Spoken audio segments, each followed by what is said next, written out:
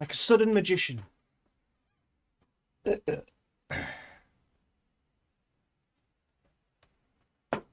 Ah, yummy.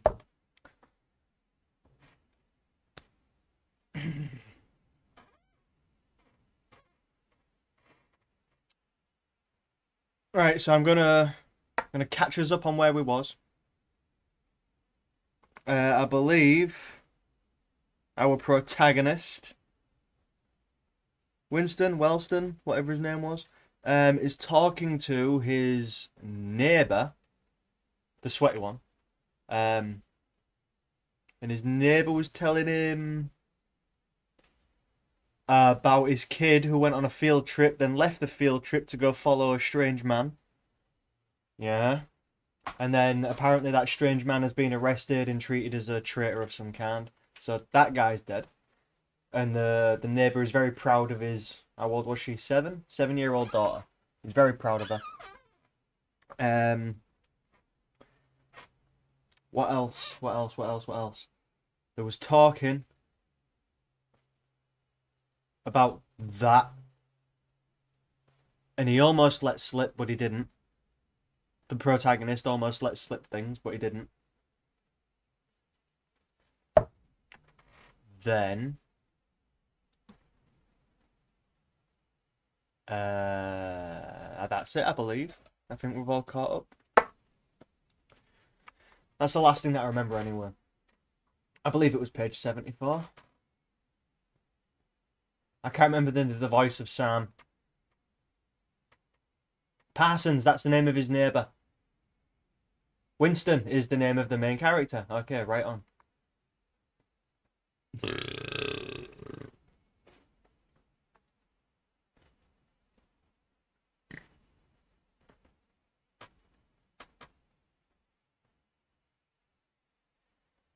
All right. I think this is where I stopped.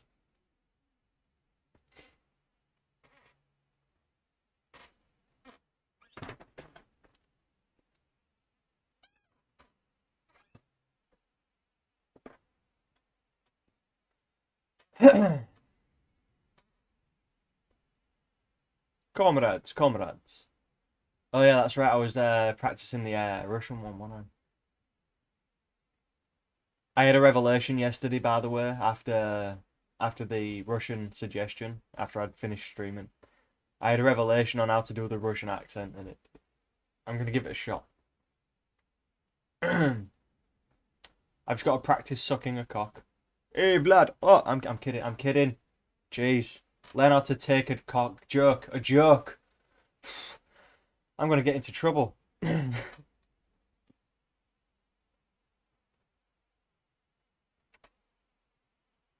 This is peaceful, isn't it?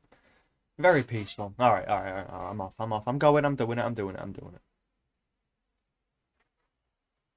Comrades, cried an eager, youthful voice. Attention, comrades!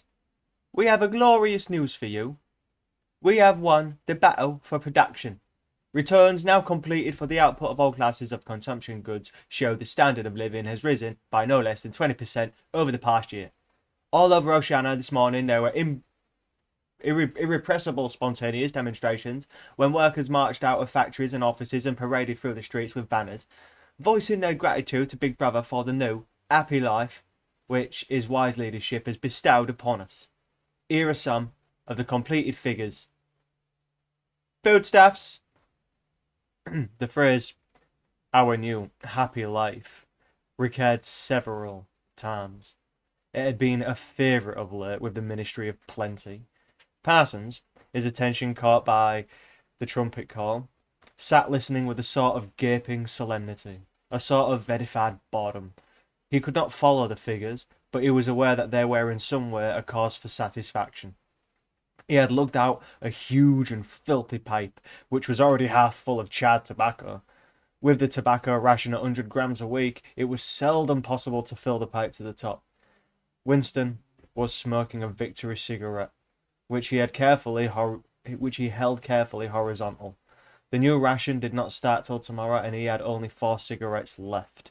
For the moment, He had to shut his ears to the remoter noises and was listening to the stuff that streamed out of the telescreen. It appeared that there had been demonstrations to thank Big Brother for raising the chocolate ration to 20 grams a week, and only yesterday, he reflected, it had been announced that the rations would be 30. I know it was 30 because I've read this.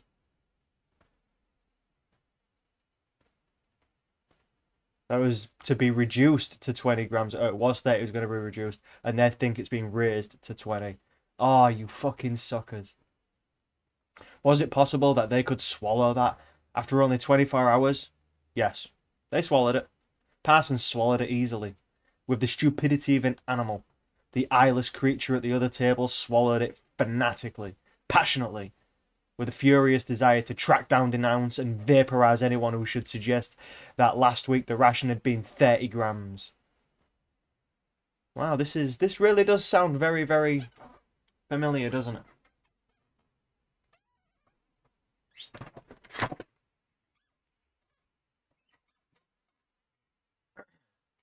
Sam, too, in some more complex way, involving doublethink, Sam swallowed it. He was then alone in the possession of a... Was he then alone in the possession of a memory? A fabulous statistic continued to pour out of the telescreen. The fabulous statistics continued to pour out of the telescreen. As compared with last year, there was more food, more clothes, more houses, more furniture, more cooking pots, more fuel, more ships, more helicopters, more books, more babies, more everything except disease, crime and insanity. Yet, year by year, the minute by minute, everybody and everything was whizzing rapidly upwards. As Sam had done earlier, Winston had taken up his spoon and was dabbing on the pale-coloured gravy that dribbled across the table, drawing a long streak of it out into a pattern. He immediately, resentfully on the physical texture of life. He meditated resentfully on the physical texture of life. Had it always been like this? Had food always tasted like this? He looked around the canteen, a low-ceilinged, crowded room, its walls grimy from the contact of innumerable bodies, battered metal tables and chairs, placed so close together that you sat with elbows touching. Bent spoons, dented trays, coarse white mugs, all surfaces are greasy, grime in every crack, and the sourish composite smell of bad gin and bad coffee and metallic stew and dirty clothes. It's a little bit much, I think. I think that's a bit much. I'll take a break, because I think the writer needs to take a break. Come on, George. Just 300 pages to go. Almost. Oh, yeah, this one. Always in your stomach and in your skin there was a sort of protest, a feeling that you had been cheated of something that you had a right to.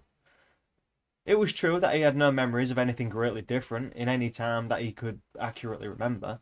There had never been quite enough to eat. One had never had socks or underclothes that were not full of holes. Furniture had always been battered and rickety, rooms underheated, tube trains crowded, houses falling to pieces, bread dark-coloured, tea a rarity, coffee filthy tasting, cigarettes insufficient, nothing cheap and plentiful except synthetic gin. And though, of course, it grew worse as one's body aged. Was it not a sign that this was not the natural order of things?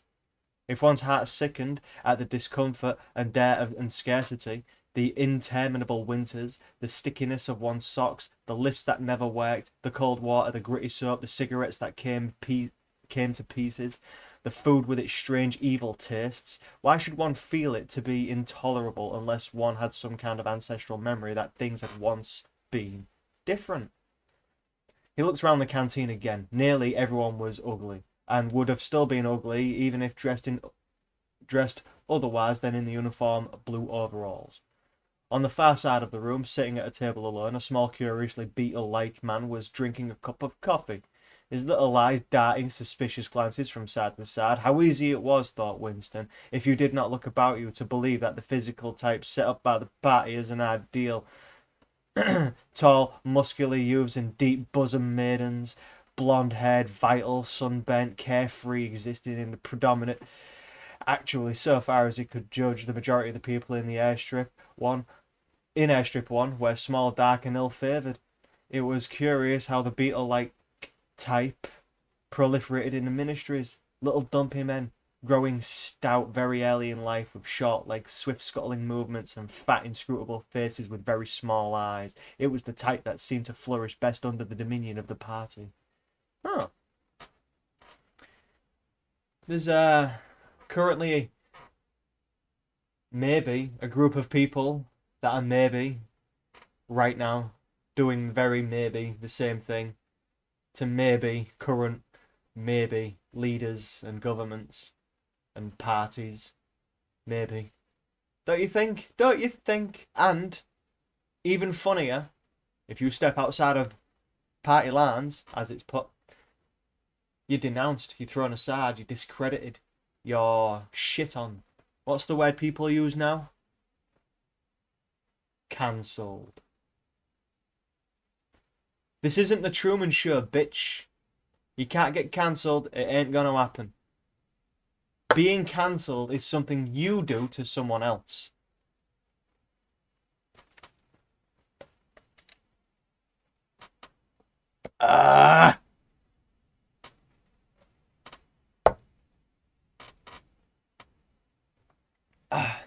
Wow. All of this reads very, very true. I guess from experience, and if you don't know this to be true at the moment, then I suggest you go live with normal people. I really do suggest that. Anyone middle class or further up, chances of them knowing, slim. Middle class are definitely getting aware of it now though. Middle class have noticed it for about maybe 4 years. This has been going on for about 10, maybe, 14 years. Started in 2010. Started in 2008. But in 2010 it was enacted. Did you know that? No, you did not. The announcement from the Ministry of Plenty ended on another trumpet call and gave way to tinny music. Parsons stared to vague enthusiasm by the bombardment of figures, took his pipe out of his mouth. The Ministry of Plenty's The Ministry of Plenty's certainly done a good job this year, he said, with a knowing shake of his head. By the way, Smith, old boy, I suppose you haven't got any razor blades you can let me have? Remember, because razor blades are in short ration. Do you remember that? I remember that. Do you remember that? They said it a while back, and this guy's been asking everybody for razor blades. Usually it's something that's going out of stock, and this time it's razor blades. That's basically it. Not one, said Winston. I've been using the same blade for weeks myself. Oh.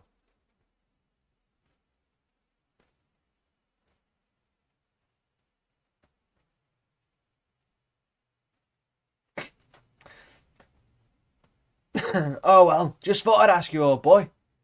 Sorry, said Winston. The quacking voice from the next table, temporarily silenced during the ministry's announcement, had started up again, as loud as ever. For some reason, Winston suddenly found himself thinking of Mrs. Parsons, with her wispy hair and the dust in the creases of her face. Within 2 years, those children would be denouncing her to the thought police. Why am I reading this again? I've read this.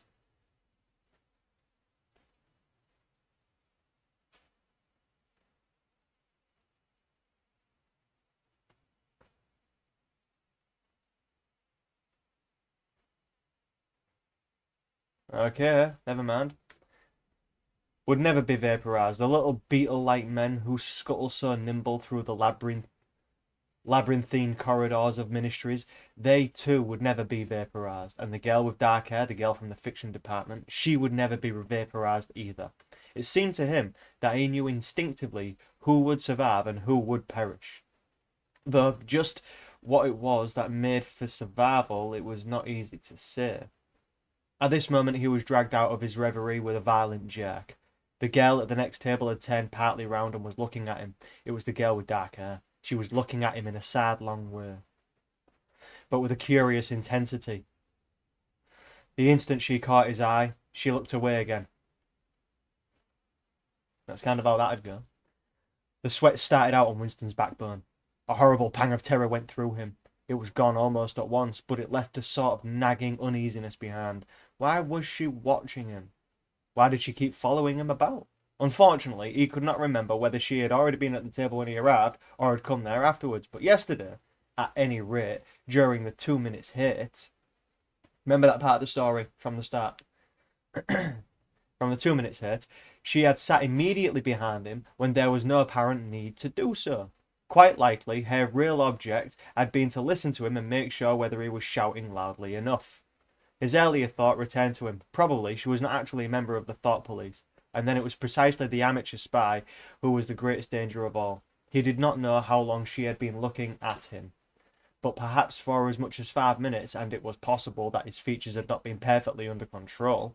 It was terribly dangerous to let your thoughts wander when you were in any public space or within range of a telescreen. The smallest thing could give you away. A nervous tic, an unconscious look of anxiety, a habit of muttering to yourself, anything that carried with it the suggestion of abnormality, of having something to hide. Okay. Alright, I can deal with that.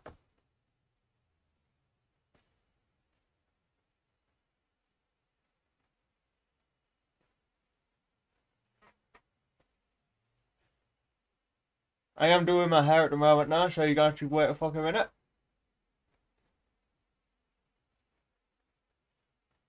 Oh god, look at this, I'm going bald. I'm going fucking bald. It's happening. No. Not happy about that. Face crown. Oh no, no, don't read that yet. Read the things above.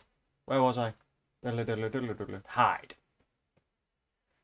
In any case, to wear an improper expression on your face, to look incredulous when a victory was announced, for example, was itself a punishable offence. There was even a word in it for newspeak. It was called face crime. These days we call it Facebook. If you think I'm kidding, have a look at all the prisoners that have been put in jail for using Facebook and freely expressing themselves. That's what we call it now. Face crime. Facebook crime. Face crime. The girl had turned her back on him again. Someone got 2 years, by the way. 2 years for saying, "Who the fuck is Allah?" And by the way, that's someone in my country probably only knows about the Christian God, maybe the Jewish God at a push. Definitely not their God. What the fuck are they called again? Muslims. Not the Muslim God. The Islamic God? Nah, whichever. But still. Who the fuck is Allah? 2 years in jail. 2 years.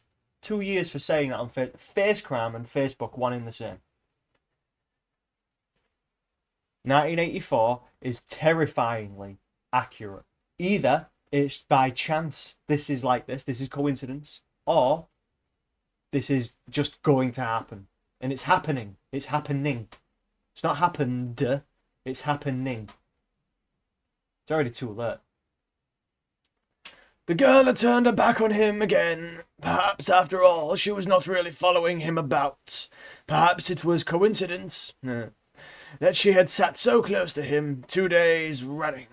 His cigarette had gone out, and he laid it carefully on the edge of the table. He would finish smoking it after work, if he could keep the tobacco in it. Quite likely the person at the next table was a spy of the thought police, and quite likely he would be in the cellars of the Ministry of Love. The cellars of the Ministry of Love. Why am I picturing leather and chains? Within 3 days, but a cigarette end must not be wasted. Simon had folded up his strip of paper and stowed it away in his pocket. Parsons had begun talking again. "Did I ever tell you, old boy?" he said, chuckling round the stem of his pipe. The fuck does that mean? About the time when those two nippers of mine set fire to the old market woman's skirt because they saw her wrapping up sausages in a poster of BB, sneaked up behind her and set fire to it with a box of matches. Burned her quite badly, I believe. Little beggars, eh? But keen as a mustard.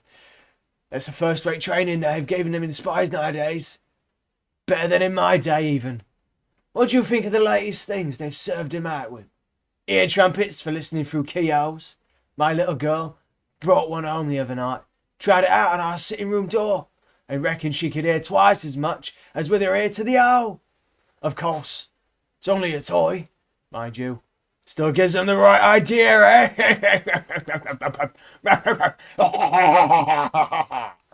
At this moment, the telescreen let out a piercing whistle. It was the signal to return to work. All three men sprang to their feet to join the struggle round the lifts, and the remaining tobacco fell out of... Oh, Winston! No! Well, for you, Winston, man's not going to fall out, so I'm going to light man for you, Winston. In the spirit of the amazing Donald Trump, Winston, a real character in a real place who I really admire. Because he's real, until all those people started treating him like shit. Yeah.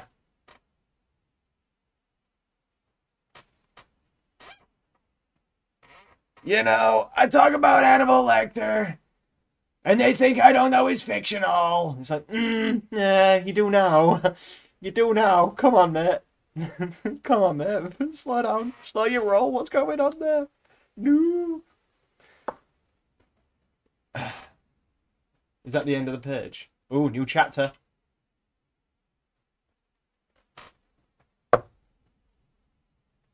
So I take it we've gone to work and we've come back home, and now Winston's at home. Winston was writing in his diary. It was 3 years ago. It was on a dark evening. In a narrow side street near one of the big railway stations. She was standing near a doorway in the wall, and she lit up a candle and she showed me the way. Welcome to the Hotel California. Aha.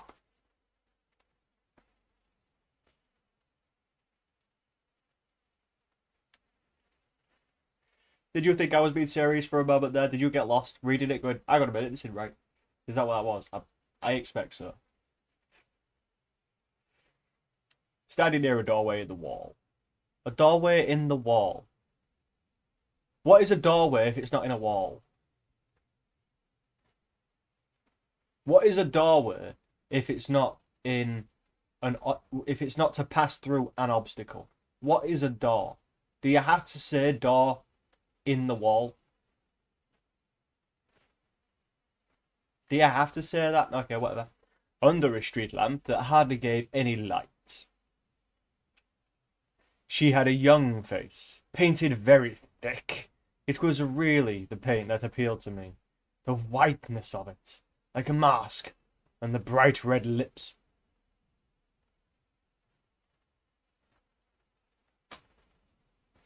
Smart schoolboy, is that you? I've heard some of my countrymen, or kids, are looking for you. Is that you? Dude, you travelled in the past and freaked some fucking writers out, mate. That's what you did. Oh, you're so old and you are as old as you say you are. You did this as a kid and you still painted your face like that. Yeah, you never know. Party women never paint their faces. There was nobody else in the street and no telescreens. She said, $2! Saki, $2! And for the moment it was too difficult to go on. He shut his eyes and pressed his fingers against them, trying to squeeze out the vision that kept recurring. He had an almost overwhelming temptation to shout a string of filthy words at the top of his voice, or to bang his head against the wall, to kick over the table and hurl the inkpot through the window, to do any violent or noisy or painful thing that might black out the memory that was tormenting him. Your worst enemy, he reflected, was your own nervous system.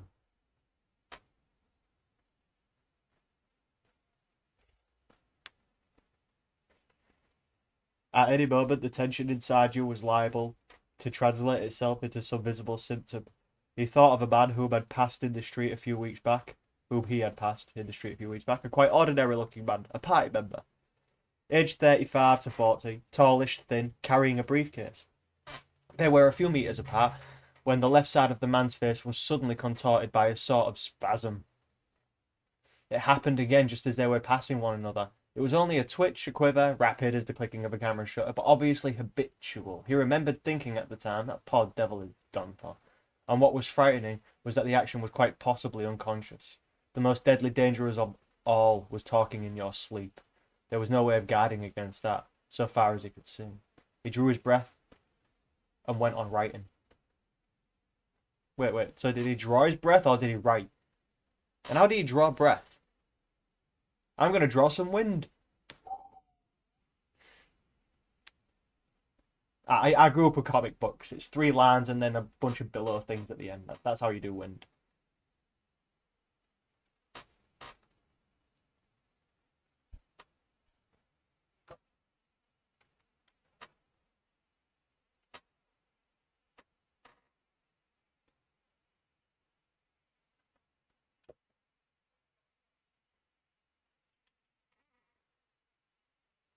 I went with her through the doorway and across the backyard. I bet you did. And into the basement kitchen. I bet you did.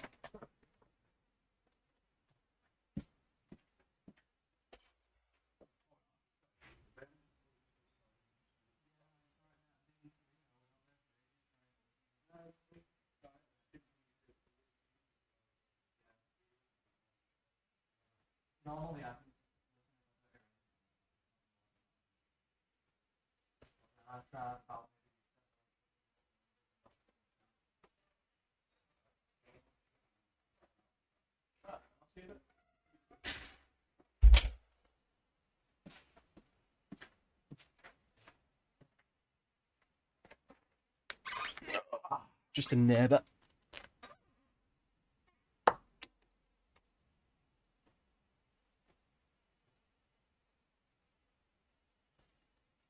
Actually, it's my dealer telling me that he's going to be home.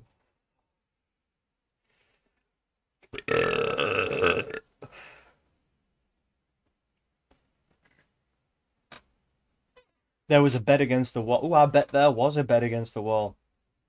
And a lamp on the table turned down very low. His teeth were set on edge. He would have liked to spit. Wait, hang on. Why is he spitting? Shouldn't she be He would have liked to spit. Simultaneously, with the woman in the basement kitchen, he thought of Catherine, his wife. Winston was married. Had been married, at any rate. Probably he still was married. So far as he knew, his wife was not dead. He seemed to breathe again. The warm, stuffy odour of the basement kitchen, an odour compounded of bugs and dirty clothes and villainous cheap scent. But nevertheless, alluring, because no woman of the party ever used scent, or could be imagined as doing so. Only the proles used scent. In his mind, the smell of it was inextricably mixed up with fornication. I know that smell. I like that smell. When he'd gone with that woman, it had been his first lapse in 2 years or thereabouts. Consorting with prostate exams? Is that what it is?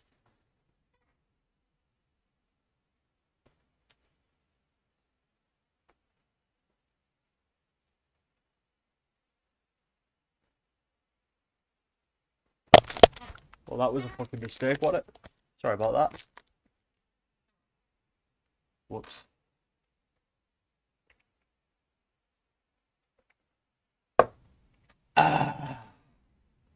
Titutes was forbidden, of course, but it was one of those rules that you could occasionally nerve yourself to break. It was dangerous, but it was not a life and death matter. To be caught with a prostitute meant 5 years in a forced labour camp. Not more, if you had committed no other offence. And it was easy enough to provide that you could avoid being caught in the act.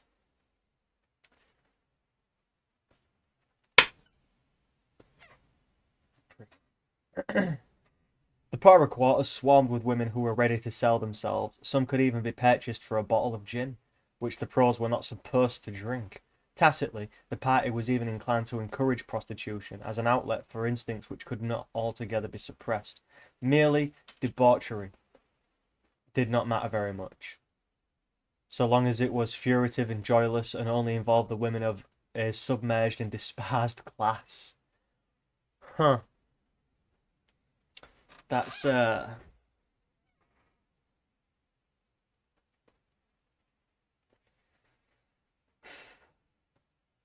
reminiscent of today's world as well. But not like... Just give me a fucking minute here.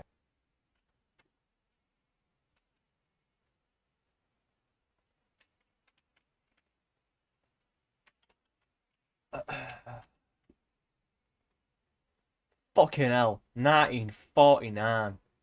1949. What the fuck? Shit, man.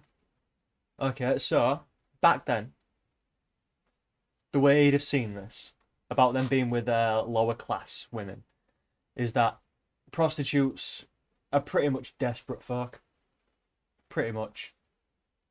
Some of them are good at it and some of them enjoy it, not some. Very few enjoy it to the point of calling it a job they like doing. You know, it's like, oh, you know what? People want to have sex with me. That's fine. You can pay me. It's good. That's fine. That's totally fine. But there's a lot of people out there that are doing it and they just, they can't. They can't. It just gets worse and worse.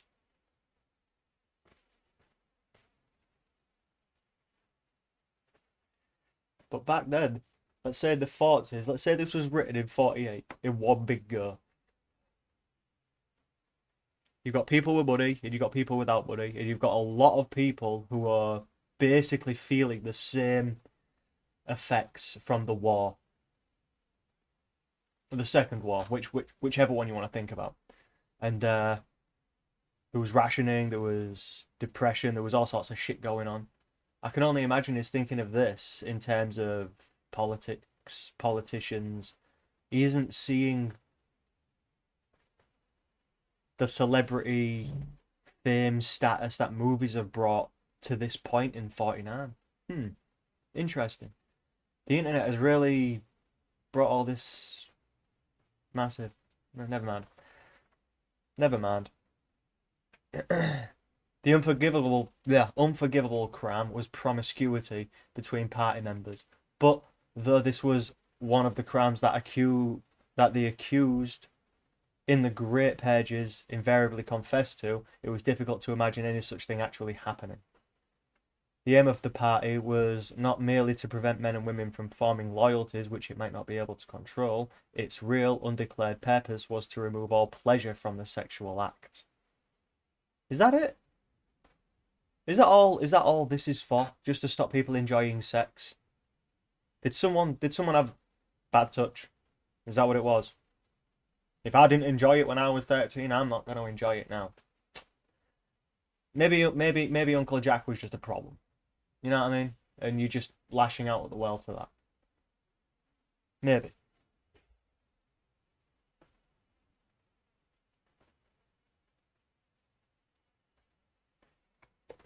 I really should write this in here as well.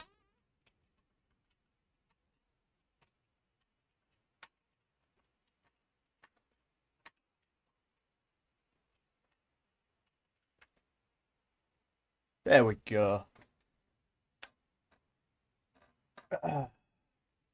I don't believe that.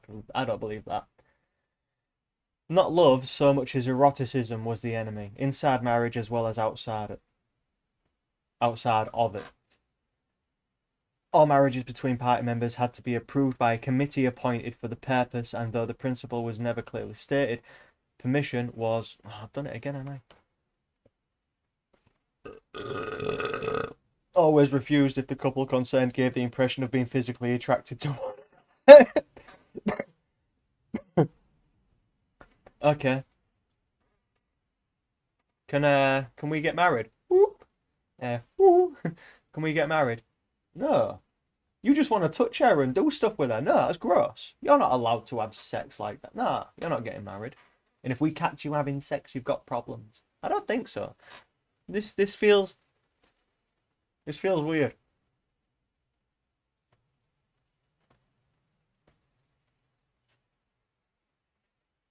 The only What would that word be?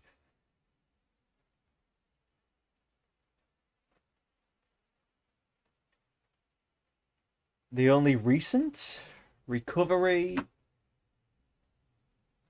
It's got to be a word where it's going to. It's got to be a. Oh, what I don't know. I want to guess what that word is. The only. It's got to be recent, right? I'm gonna guess the word recent. Reorganized. Oh, the only recognized. Yeah, recognized purpose of marriage was to beget children for the service of the party. Sexual intercourse was to be looked on as a slightly disgusting manner operation. Like having an enema. Don't know why, but that word just did not make sense split up like that.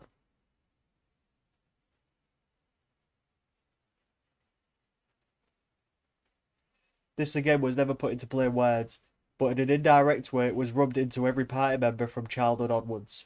There were even organisations such as the Junior Anti-Sex League, which advocated complete celibacy for both sexes. Yeah, yeah. All the young kids who see all those people their age that are attractive, they're definitely against sex.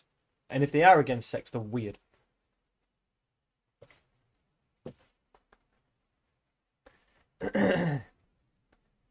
All children were to be begotten by artificial insemination, or artsem, it was called in newspeak, and brought up in public institutions. This, Winston was aware, was not meant altogether seriously, but somehow it fitted in with the general ideology of the party. The party was trying to kill the sex instinct, or, if it could not be killed, then to distort it and dirty it. He did not know why this was so, but it seemed natural that it should be so. And as far as the women were concerned, the party's efforts were largely successful. Well, I'm sorry, but women in general are more attractive than men.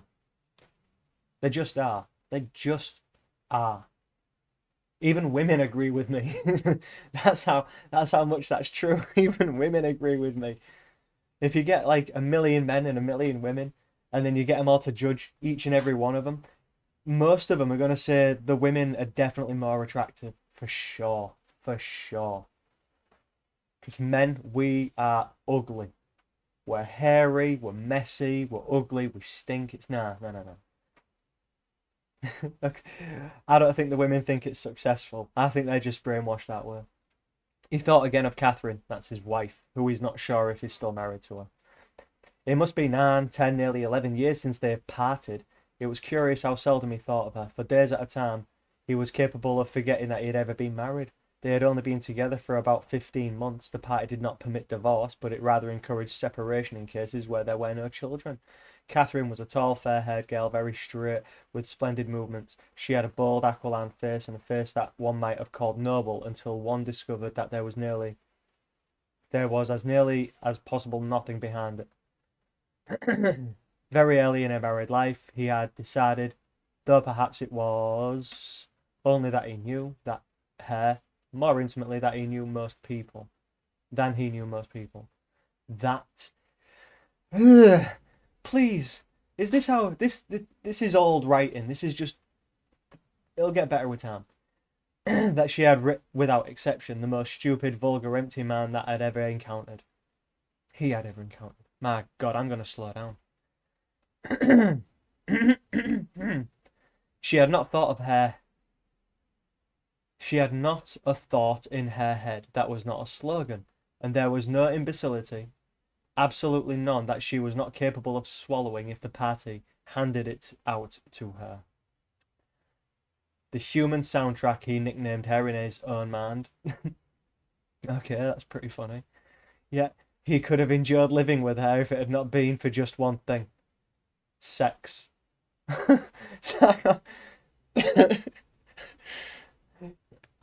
As soon as he touched her, she seemed to wince and stiffen. To embrace her was like embracing a jointed wooden image. Oh, that is so fuck. He must be with an English lass. That's what that is.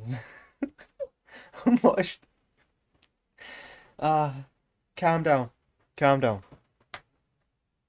Get your breath back.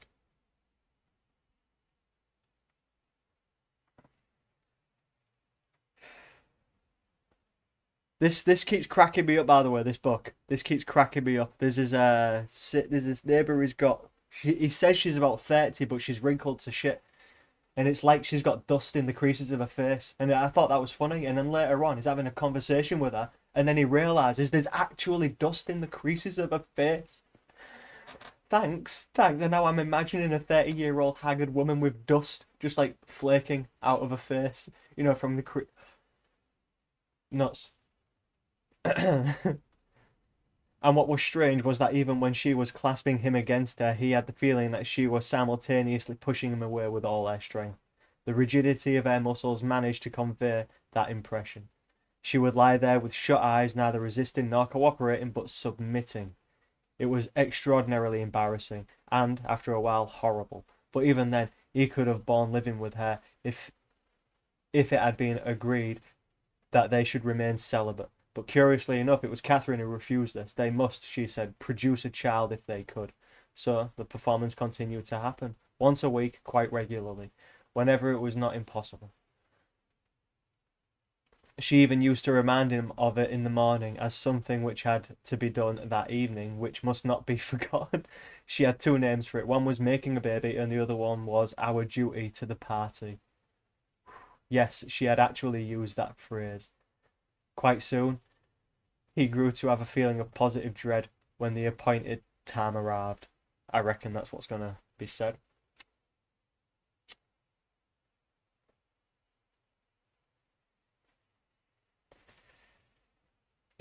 Oh man, day came around. But luckily no child appeared, and in the end she agreed to give up trying, and soon afterwards they parted. Winston sighed inaudibly. He picked up his pen again and wrote. She threw herself. This is the story he's writing about the prostitute on the street. Followed her into the alley, yeah. She threw herself down on the bed, and at once, without any kind of preliminary, in the most coarse, horrible way you can imagine, pulled up her skirt.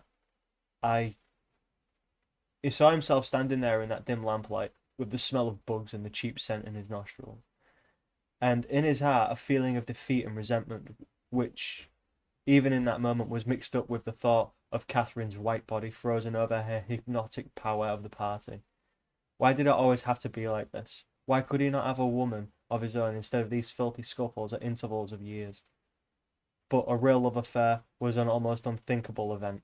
The women of the party were all alike. Chastity was as deep ingrained in them as a party loyalty.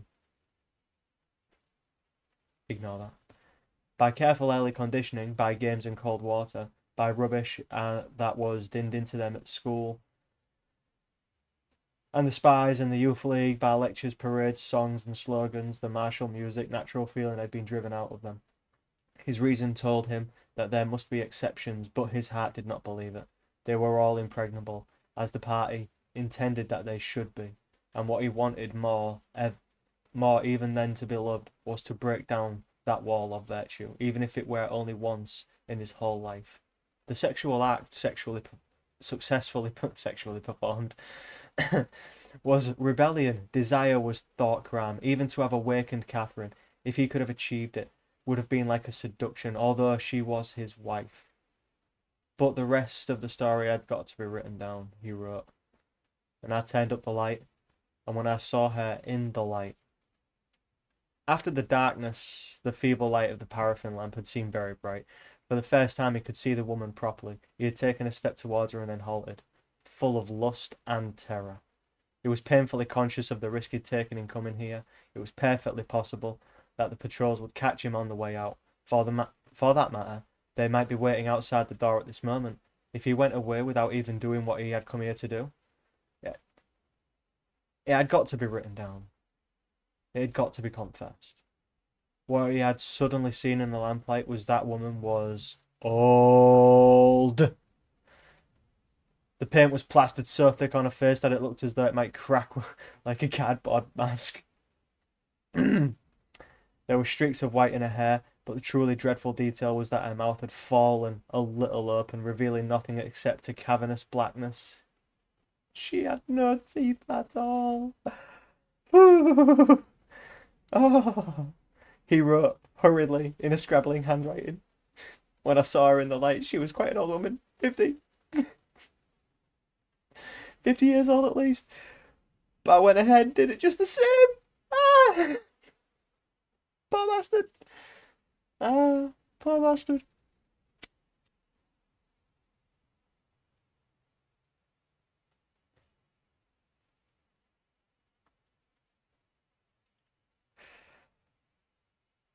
He pressed his fingers against his eyelids again. He had written it down at last, but it made no difference. The therapy had not worked. The urge to shout filthy words at the top of his voice was as strong as ever. Ah, fucking, what the fuck? Ah. I'll do it for you, mate. I'll do it for you. I'll get rid of it for you, then we can start the next chapter. Ooh.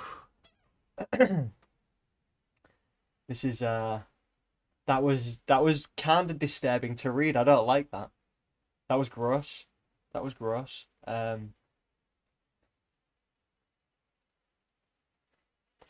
Not happy. Not happy in the slightest.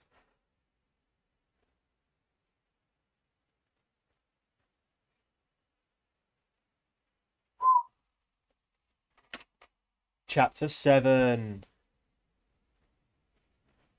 If there is hope, wrote Winston, it lies in the proles. If there was hope, it must lie in the proles. Because only there in those swarming disregarded masses, 85% of the population of Oceania, could the force to destroy the party ever be generated. The party could not be overthrown from within. Its enemies, if it had any enemies, had no way of coming together or even identifying one another.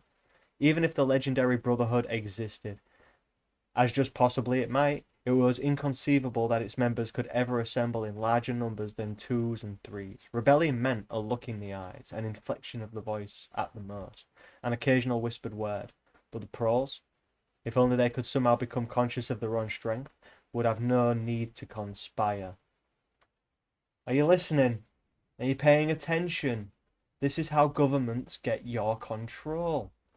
You let them. There are so many of us. There's so many of us. All we have to do is just make them listen. That's it. Just make them listen.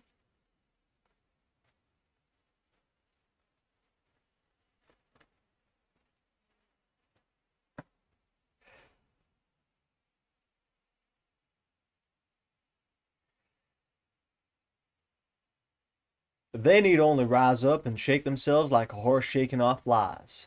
If they chose, they could blow the party to pieces tomorrow morning.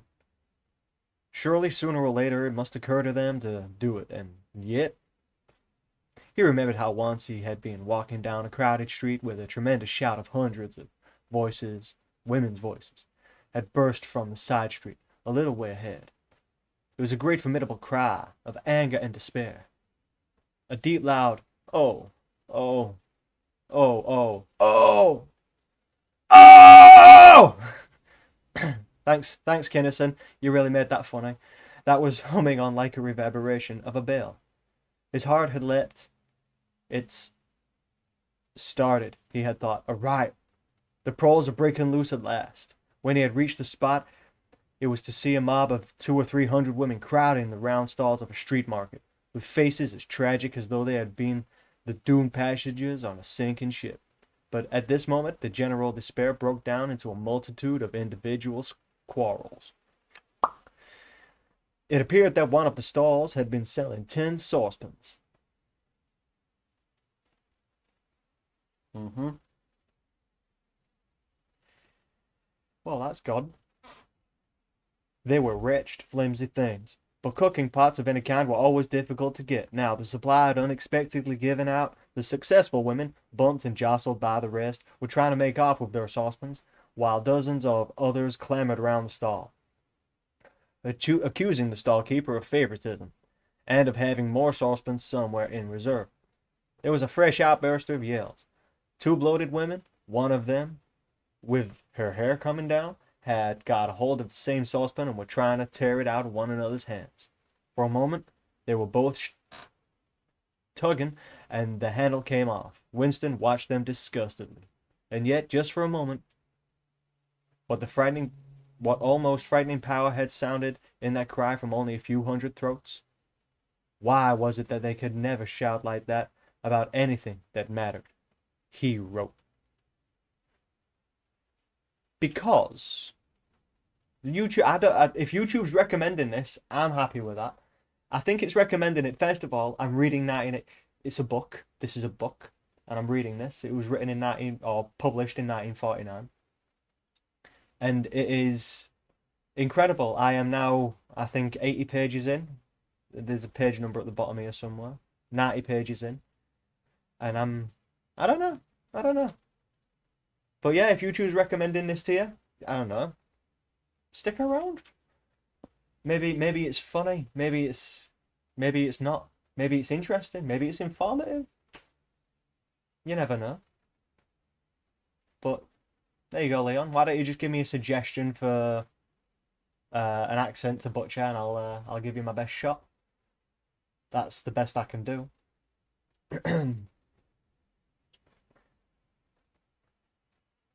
This is me normally talking, by the way. He wrote, until they become conscious, they will never rebel, and until after they have rebelled, they cannot become conscious. That, he reflected, might almost have been a transcription from one of the party textbooks. The party claimed, of course, to have liberated the pearls from bondage. Before the revolution, they had been hideously oppressed by the capitalists. They had been starved and flogged. Women had been forced to work in the coal mines.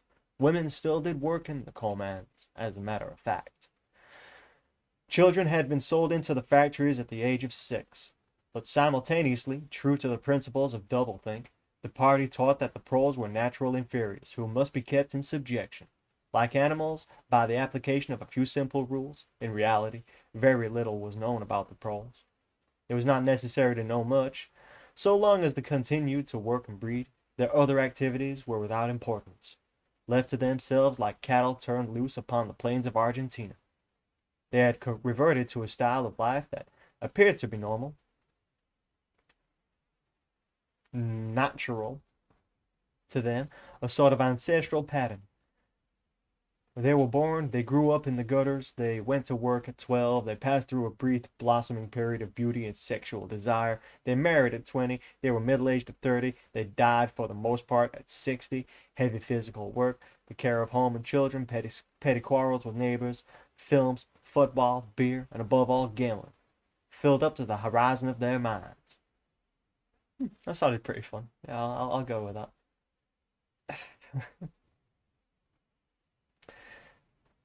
To keep them in control was not difficult. A few agents of the thought police moved always among them, spreading false rumors and marking down and eliminating the few individuals who were judged capable of becoming dangerous. But no attempt was made to indoctrinate them with the ideology of the party. It was not desirable that the proles should have strong political feelings. All that was required of them was a primitive patriotism, which could be appealed to whenever it was necessary to make them accept longer working hours or shorter rations. Also, by the way, me reading these in different accents, it's just to keep me going. We've got 300 pages to go, and I think we're doing well. Doing well. Gonna get this done.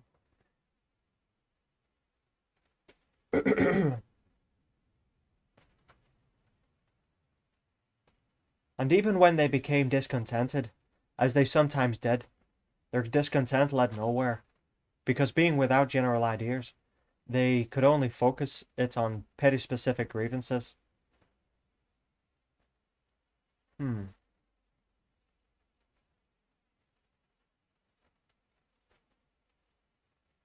logic.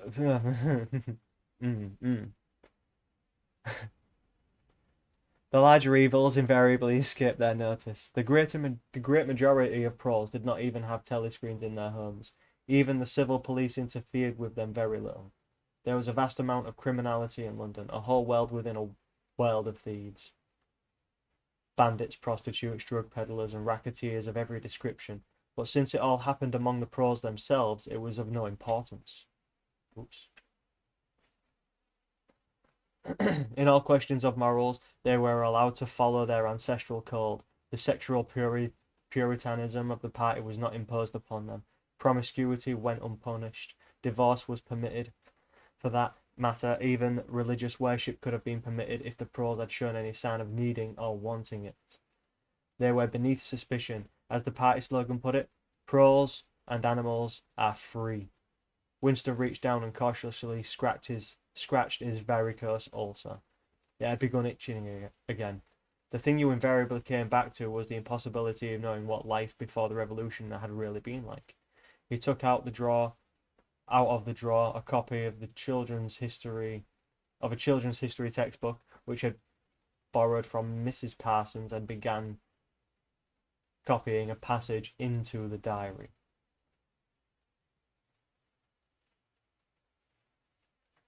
Oof, this is a passage, isn't it? In the old days, it ran, before the glorious revolution, London was not the beautiful city that we know today. It was a dark, dirty, miserable place, with hardly anybody had enough to eat, where hundreds and thousands of poor people had no boots on their feet and not even a roof to sleep under. Children no older than you had to work 12 hours a day for cruel masters who flogged them with whips if they worked too slowly and fed them on nothing but stale bread crusts and water. But in among all this terrible poverty, there were just a few great big beautiful houses that were lived in by rich men who had as many as 30 servants to look after them. These rich men were called capitalists. They were fat, ugly men with wicked faces, like the one in the picture on the opposite page. Don't turn the page yet. Keep reading. You can see that he is dressed in a long black coat, which was called a frock coat, and a queer, shiny hat cape, shaped like a stovepipe, which was called a top hat. Yes, this was the uniform of the capitalists, and no one else was allowed to wear it. The capitalists owned everything in the world. Disney, hello. Don't do this. There's a lot of us.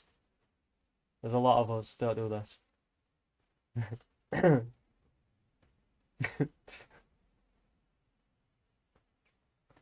And everyone else was their slave. They owned all the land, all the houses, all the factories. Did they? Why you just call out Disney? You're calling Disney out in 1949. What are you doing? And all the money. If anyone disobeyed them, they're trying to make Disneyland its own place, right? It's basically its own state. It's mad. It's mad. It's mad. If anyone disobeyed them, they could throw them into prison, yeah. Or they could take his job, yes. Or starve him to death, yes. Hi, Amazon. How are you doing? Please don't do this. There's a lot of us. There's no point in doing this. But hello, Amazon. How are you doing? When any ordinary person spoke to a capitalist, he had to cringe and bow to him and take off his cap and address him as sir. The chief of all the capitalists was called the king.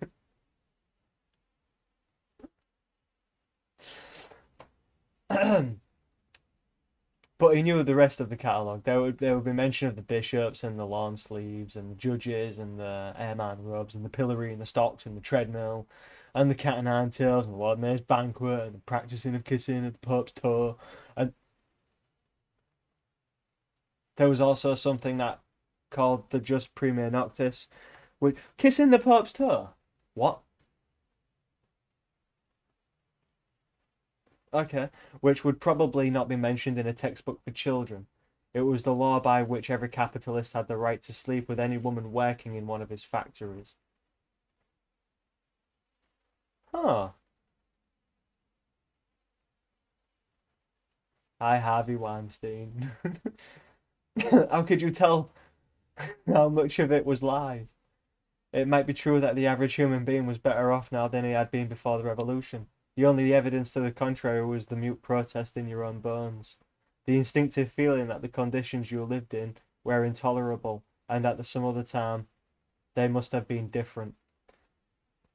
Garth Brooks. That's new. Wow. I wasn't expecting that, right? I enjoy the way the bodies joke. I enjoy that. That's funny. But now he's been accused of shit, and I'm thinking, all right, mate. We thought there was bodies and stuff because you was just a weird bloke. We thought you had like autism. No, I think he's done some shit. Fucking spot on. Where am I in tight? It struck him that the truly characteristic thing about modern life was not its cruelty and insecurity, but simply its bareness, its dinginess, its listlessness.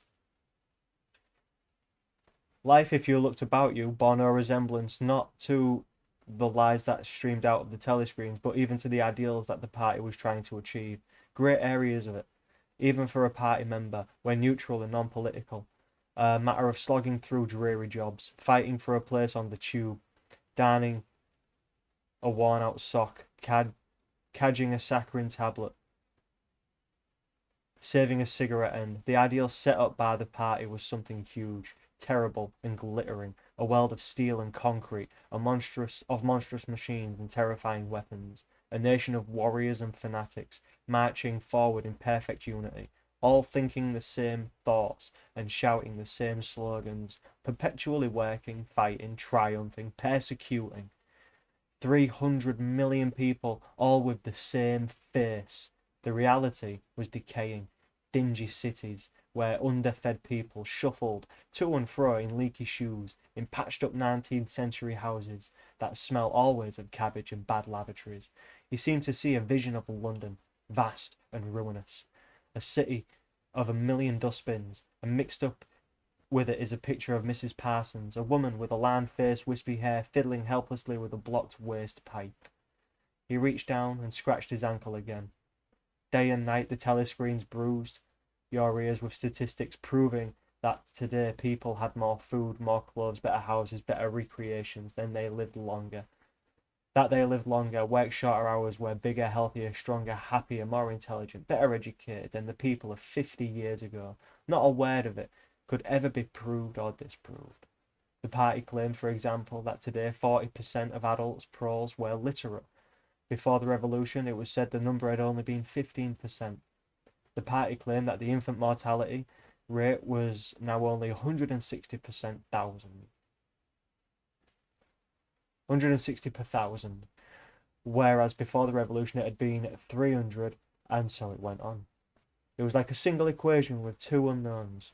It might very well be that literally every word in the history books, even the things that one accepted without question, was pure fantasy. For all he knew, there might have never been such any law as the jus prime noctis, or any such creature as the capitalist, or any such garment as a top hat. Everything faded into mist. The past was erased. The erasure was forgotten. The lie became the truth. Just once in his life he had possessed, after the event, that it was counted. Concrete, unmistakable evidence of an act of falsification. He had held it between his fingers for as long as 30 seconds in 1973. It must have been, at any rate, it was about that time when he and Catherine had parted. But the really relevant date was 7 or 8 years later. Earlier. Oops. The story really began in the middle 60s, the period of great pages in which the original leaders of the revolution were wiped out once and for all. By 1970, none of them was left except Big Brother himself. All the rest had by that time been exposed as traitors and counter-revolutionaries. Goldstein had fled and was hiding, and no one knew where. And of the others, a few had simply spectacular public trials at which they made confession of their crimes. Among the last survivors there were 3 men named Jones, Aronson and Rutherford. It must have been in 1965 that these 3 had been arrested, as often happened. They had vanished for a year or more, so that one did not know whether they were dead or alive. I'm dyslexic like that, leave me alone. and then had suddenly been brought forth to incriminate themselves in the usual way. They had confessed to intelligence with the enemy. At that date, too, the enemy was Eurasia. Ooh. Even though for the past 4 years it's not been Eurasia, but whatever. Embezzlement of public funds, the murder of various trusted party members, intrigues against the leadership of Big Brother, which had started long before the revolution happened. The acts of sabotage causing the death of hundreds of thousands of people. After confessing to these things, they had been pardoned, reinstated in the party, and given posts which were in fact sinecures about which sounded important.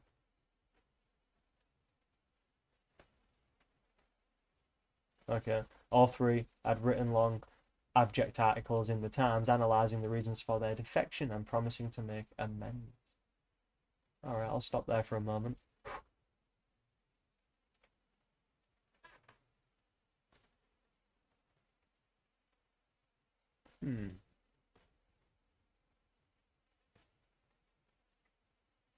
Wow, I've been reading this for an hour. What page am I on? 97.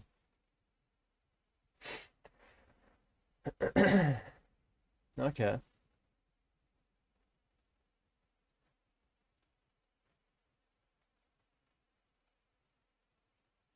Time is it? 20 to 1? 1. Oh, I started this at 12. Interesting. Alright.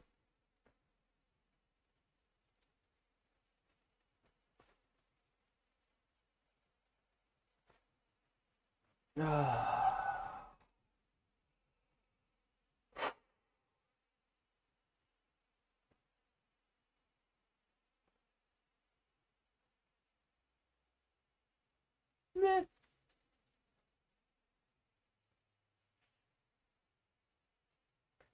What would happen if you kept doubling 50 seconds? And you doubled it 8 times. So 50 seconds, that'd be a minute 40. You double that, that'd be 3 minutes 20.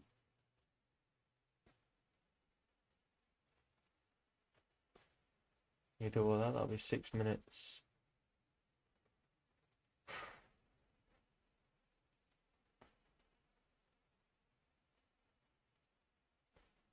It's 7 minutes. Well, 6 minutes 40. No. 7 minutes, yeah. I think. So basically, someone's watched for about 10 minutes, and all the other people didn't watch anything. Oh well. Never mind, dear. Sometime after their release, Winston had actually seen all three of them in the Chestnut Tree Cafe. He remembered the sort of terrified fascination which had watched them out of the corner of his eye. There were men far older than himself, relics of the ancient world, almost the last great figures left over from the heroic days of the party. Oh. Oh, no, not this again. I'm sorry. I'm sorry, but this has been... This is a very interesting book, I promise. It's a very interesting read.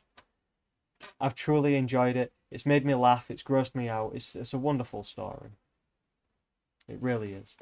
I wish... I know you did. I know you did. I was trying to play along. I was hoping something funny had come out of it, but alright, we'll stop there. Never mind. The glamour of... I don't mind. It's a good read. Since you're here, Martin, I guess I'll put in a little bit more effort for you. The glamour of the underground struggle in the Civil War still faintly clung to them.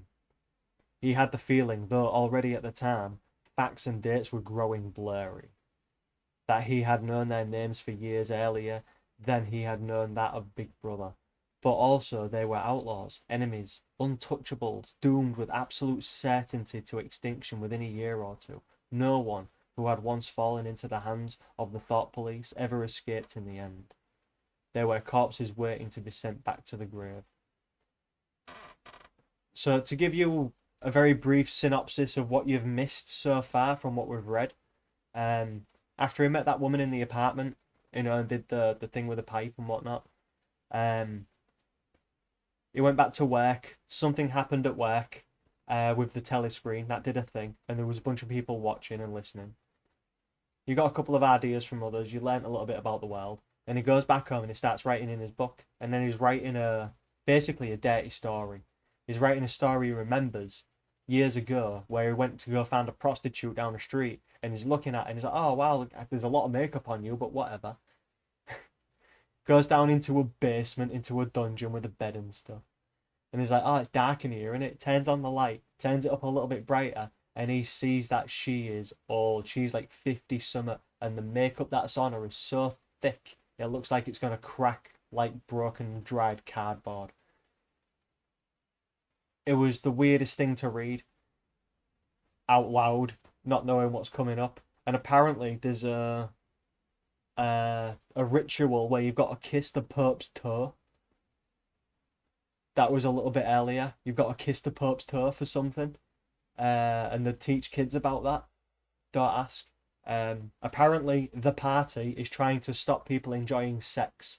That's their only goal, is to stop people enjoying sex. That's it. He was talking about having sex with his wife, and she was basically British. I mean, stiff like cardboard.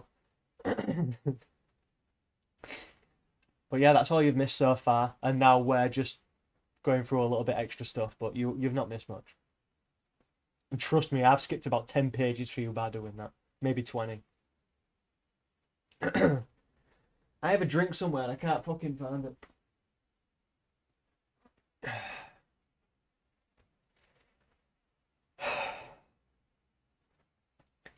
There was no one at any of the tables nearest to them. It was not wise even to be seen in the neighbourhood of such people. They were sitting in silence before glasses of the gin flavoured with cloves was the speciality of the cafe. Of the three, it was Rutherford whose appearance had most impressed Winston. Rutherford had once been famous caricaturist, whose brutal cartoons had helped to inflame popular opinion before and during the Revolution. Even now, at long intervals, his cartoons were appearing on the Times. They were simply an imitation of his alien manner, and curiously lifeless and unconceiving. Sort of. Babies are created with artificial insemination, or artsem, as it is in newspeak. But him and his wife would have sex so much, she would demand it, but she would do nothing. She would just lay there like that, and he'd just like have to have sex to her. Because she don't participate, she don't reject, but she reminds him every time, but she don't get into it or enjoy. It's crazy shit. They just want people to not enjoy sex, and apparently the women love it. And they're like, hang on, no. Women love sex too. Don't you dare pull that shit with me. That is not going to work. And always the rehashing of the ancient themes: slum, tenements, starving, children, street battles, capitalists, and top hats. Even on the barricades of capitalists still seem to cling to their top hats, an endless, hopeless effort to get back into the past. He was a monstrous man with the mane of greasy hair, his face pouched and steamed, with the thick, negroid lips. At one time he must have been immensely strong. Now his great body was sagging, sloping, sloping, bulging, falling away in every direction. He seemed to be breaking up before one's eyes, like a mountain crumbling. Oh. It's like looking at Hulk Hogan. You just look at it, you're old now. Oh. Steve Austin, Booker T, Booker T. Man, these are some man-made horrors beyond my comprehension. This gets crazy. This is maddening. It gets into some real detail. You don't really learn much. You just learn about the people. I can't wait for chapter 5, or whatever it is way down at the bottom. It's right near the end. But it's a scene where he's strapped to a chair, and I can't wait to get to that because I've written a very similar scene, kind of, for my horror story. I'll read you my horror story in a bit. It was the lonely hour of 15. Winston could not now remember how he had come to be in this cafe at such a time. The place was almost empty. A tinny music was trickling from the telescreens. The three men sat in their corner, almost motionless, never speaking, uncommanded. The waiter brought a fresh glass of gin. There was a chessboard on the table beside them with the pieces set, but no game started. And then, for perhaps half a minute in all, something happened to the telescreens. The tune that they were playing changed, and the tone of the music changed too. There came into it, but it was something hard to describe. It was a peculiar, cracked, braying, jeering note. In his mind, Winston called it a yellow note, and then a voice from the telescreen was, singing. Do I have to sing this? Under the spreading chestnut tree, I sold you, and you sold me. They're lighting, and here lie we. That's the one, yeah. Under the spreading chestnut tree. There you go, see? It's supposed to sound bad, right? That's what I did that for. And I can't really, I can't bend my notes or anything, so. The three men never stirred, but when Winston glanced again at Rutherford's ruinous face, he saw that his eyes were full of tears, and for the first time he noticed with a kind of inward shudder, and yet not knowing at what he shuddered, but both Aronson and Rutherford had broken noses. A little later, all three were rearrested. It appeared that they had engaged in fresh conspiracies from the very moment of their release. At their second trial, they confessed to all of their old crimes over and over again, and the whole thing, and a whole string of new ones. They were executed, and their fate was recorded in the party histories, a warning to posterity.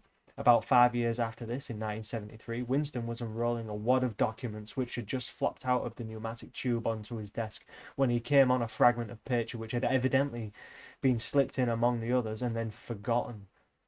The instant he had flattened it out and saw its significance, it was half a page torn out of the Times about 10 years earlier. The top half of the page so that it included the dates, and it contained a photograph of the delegates at some party function in New York. Prominent in the middle of the group were Jones, Aronson, and Rutherford. Now, I knew there was a reason those guys were mentioned, and that's why. There was no mistaking them. In any case, their names were in caption at the bottom. Nice. The point was that at both trials, all three men had confessed that on that date they had been on Eurasian soil. They had flown from a secret airfield in Canada to a rendezvous somewhere in Siberia, and had conferred with members of the Eurasian General Staff to whom they had betrayed important military secrets.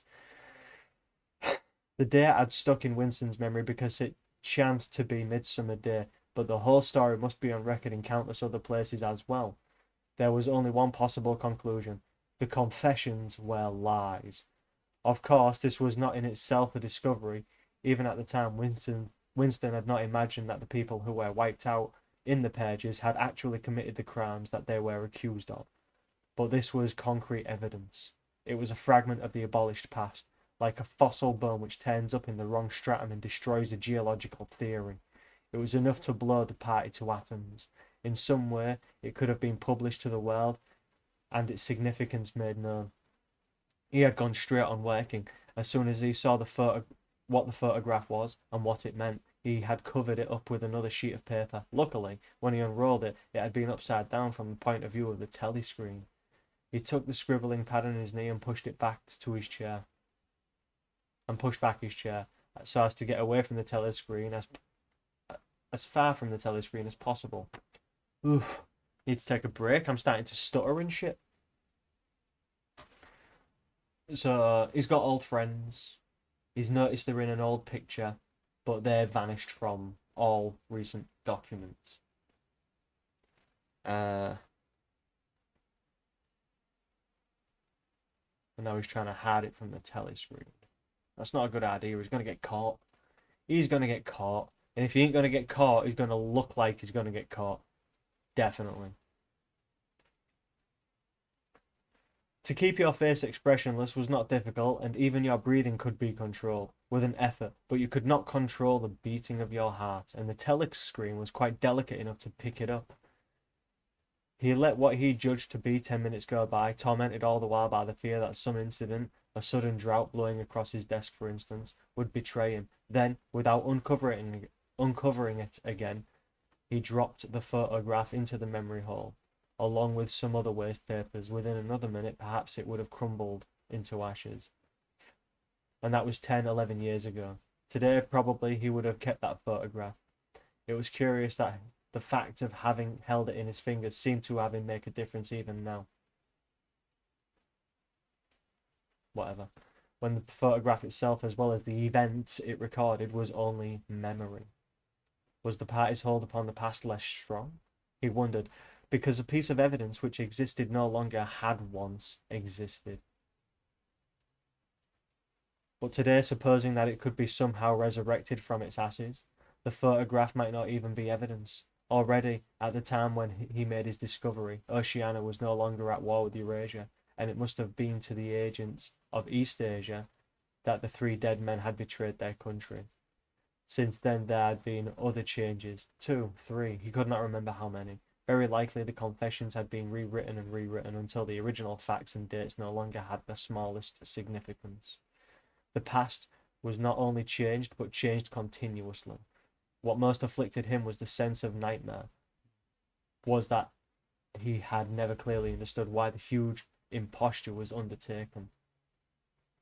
The immediate advantages of falsifying the past were obvious, but the ultimate motive was mysterious. He took up his pen and again wrote. I understand how. I do not understand why. Now, I like that. What I don't like is this dry mouth and the fact I can't breathe. Or speak. I'll put you back now. I did. I'll put it back here. Shh! Secrets!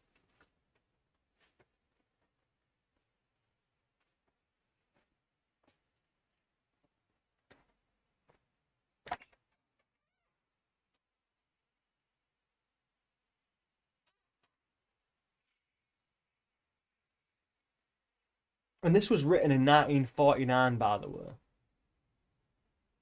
1949 this was written. So somehow they've got like a global connected technology where they can watch you constantly, where you give up your freedom constantly. It's very reminiscent of today, don't you think? People are watched all the time. Does your laptop know where you are? Your phone? Your TV? Your TV could be listening.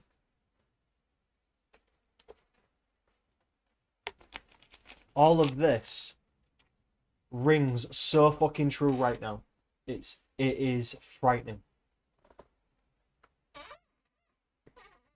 It is very frightening.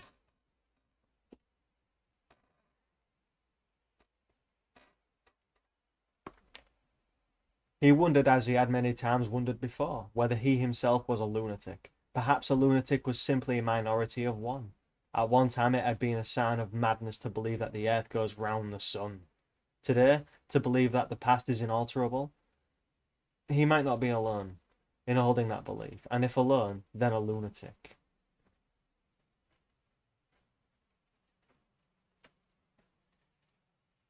I promise, if you read this book, you'll shiver a couple of times. You'll go, ugh.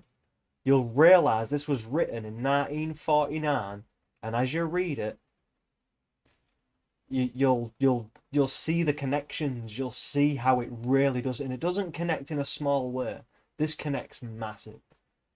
Right now, this is talking about control and talking about how the party wants to control the things you say, think, do, express.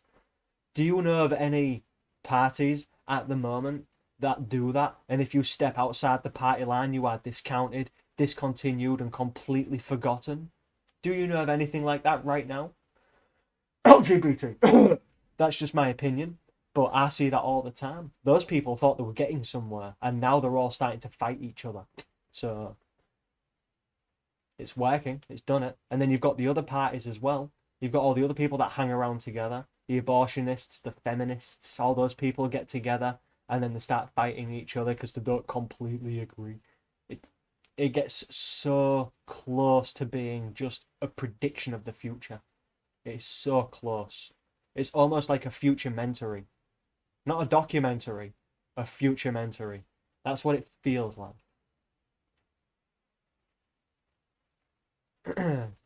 But the thought of being a lunatic did not greatly trouble him. The horror was that he might also be wrong. Yeah. You see, I can be crazy as much as I want to be crazy, but I need to be crazy for the reasons I'm crazy, you know, to be right why I'm crazy. So if someone's constantly bullying you and poking you and prodding you and fucking you over, and you kill them, to you that makes sense. To everyone else that seems crazy because they don't have that interaction. But if they saw it from your eyes, like, oh, you got videos of it, you got proof. Oh wow, yeah, no wonder you snapped. We get it now. You know, that'd make more sense. But to be wrong about it, going, no, he's giving you food. He's not trying to hurt you. He's taking you to the shops. He's helping. But you can't have that. You can't have that a lot. So yeah, I'll stop there. He picked up the children's history book and looked at the portrait of Big Brother, which formed in its frontispiece. The hypnotic gaze into his own. The hypnotic eyes gazed into his own. It was as though some huge force was pressing down upon you, something that penetrated inside your skull, battering against your brain, frightening you out of your beliefs, persuading you almost to deny the evidence of your senses. In the end, the party would announce that 2 and 2 made 5, and you would have to believe it. It was inevitable, and they should make that claim sooner or later. The logic of their position demanded it. Not merely the validity of experience, but the very existence of external reality was tacitly denied by their philosophy. The heresy of heresies was common sense.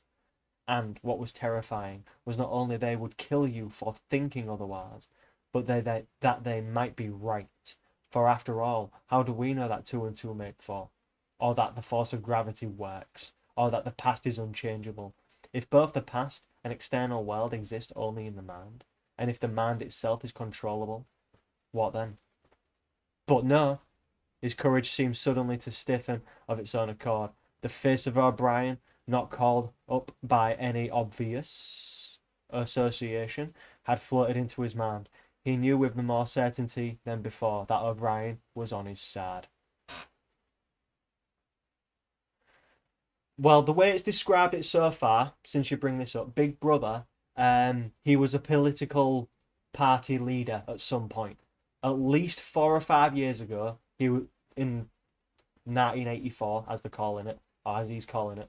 At least 4 or 5 years ago, he was a party leader, and then he took over, and then they gave him some power, and then this.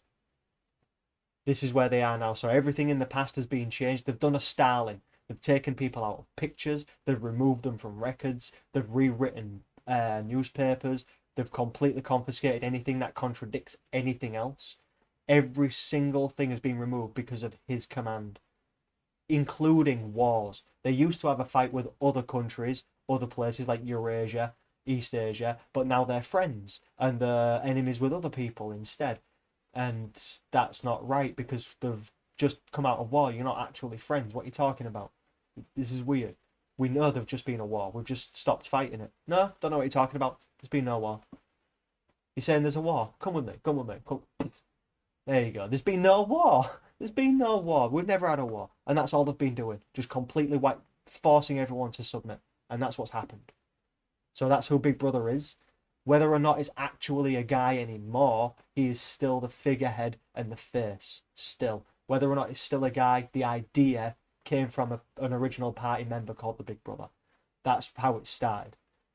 This is what we're getting into. So I hope that makes sense. So as of now, I still don't know the answer, but that's what it was so far. That's what we know. That is what we know. Oh no, I've been skipping some. He was writing the diary for O'Brien. To O'Brien. It was like an interminable letter, which no one would ever read, but which was addressed to a particular person and took its colour from that fact. Oh, good, they spelt colour properly. Oh, thank you. Oh. I'm so relieved he can spell colour. The party told you to reject the evidence of your eyes and ears. It was their final, most essential command. His heart sank as he thought of the enormous power arrayed against him, the ease with which any party intellectual would overthrow him in debate, the subtle arguments which he would not be able to understand, much less answer, and yet he was in the right. They were wrong, and he was right. The obvious, the silly, and the true had got to be defended. Truisms are true. Hold on to that. The solid world exists. Its laws do not change. Stones are hard, water is wet. Objects, unsupported, fall towards the earth's centre.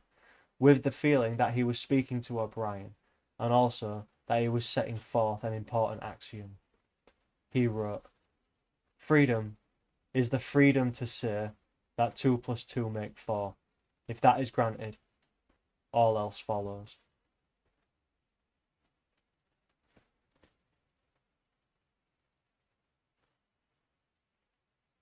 That's deep. I like that one. That one's pretty deep. Page 104 coming up. Oh, chapter 8. Oh, we're getting in. We're getting in. We're doing things. We're getting in.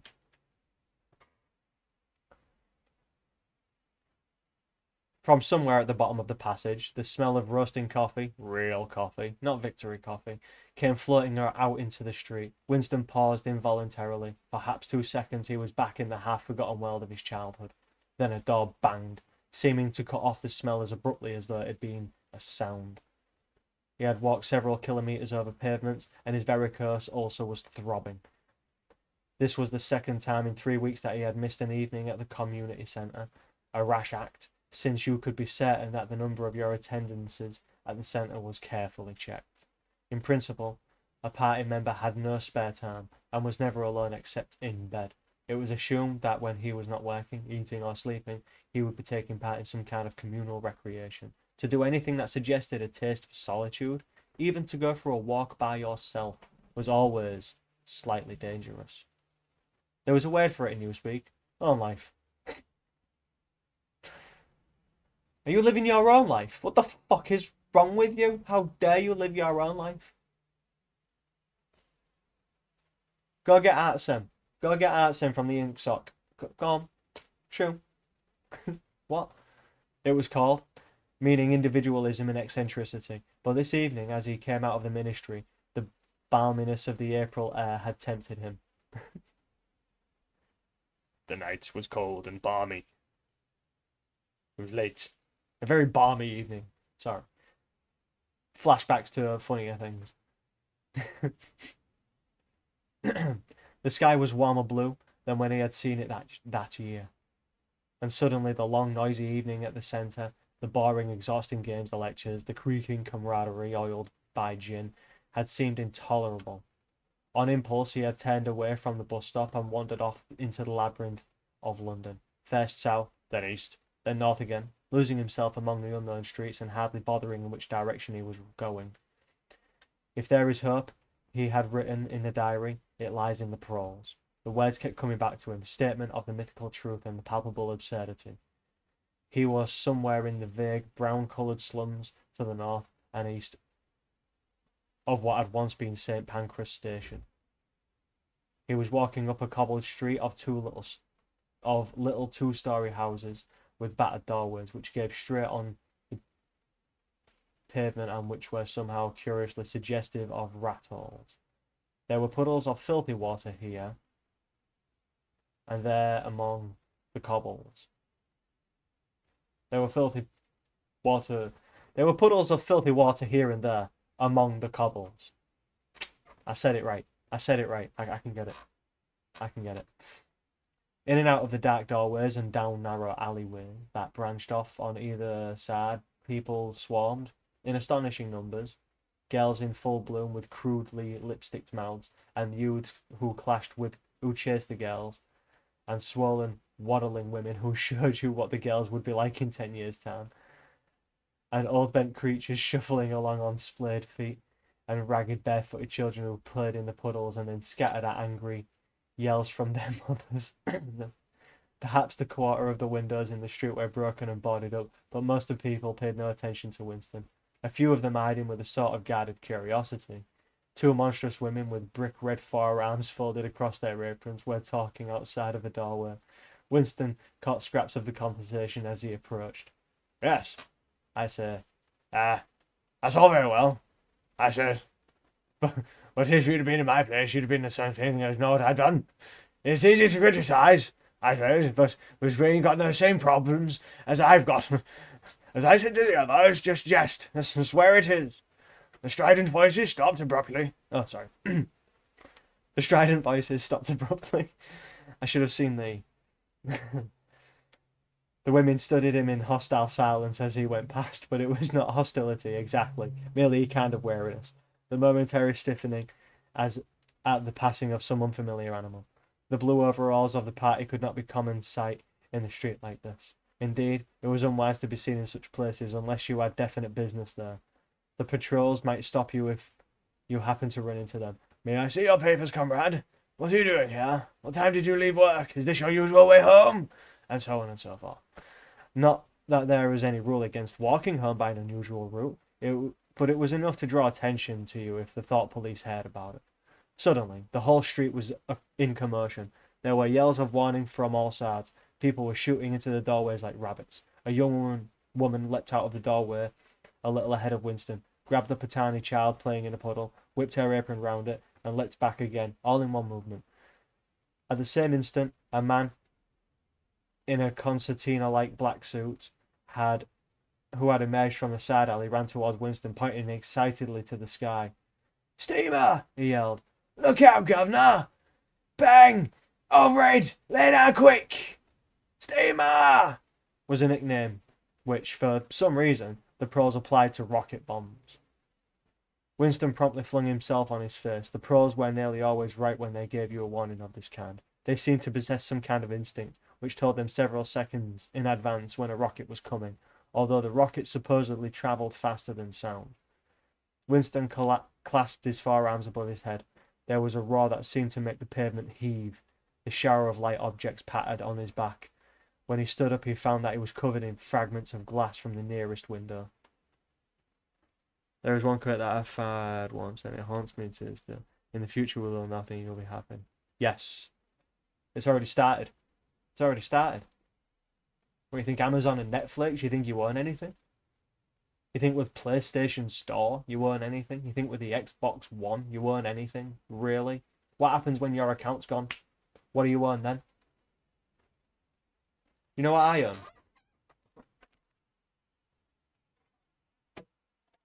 Original Half-Life 2. Original Call of Duty Black Ops 2.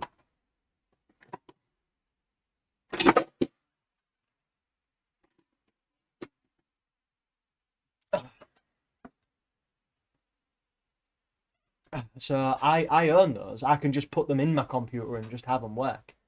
You think Steam? You think you own anything on Steam? On good old games, you can probably download the DRM-free version, but you don't really own anything. Not anymore. What's that? You've got an iPhone. What about when you want it repaired? That's not yours. You've got to give it back to Apple for them to fix your phone. It's not yours. You will own nothing, and you will be happy. You're already happy, and you already own nothing. Deal is done there. It's done. It's done. The only people that don't own anything are the free ones. That's it.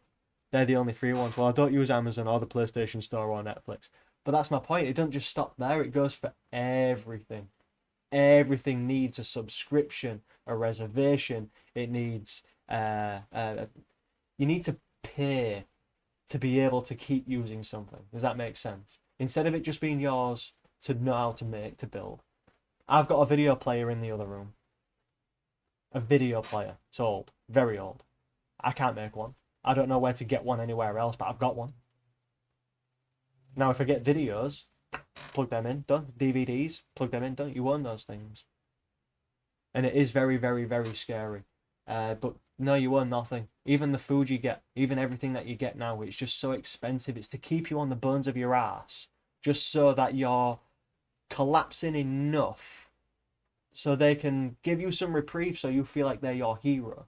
You know when you go to Tesco's or some kind of supermarket and you go in, one day you're buying some butter, £1, $1, whatever. You buy a pound a tub and you're like, oh cool, pound a tub. Then you go in next week £2 a tub? What the fuck? I ain't buying that. The very next week, £1.50. Yeah, okay, I'll get that.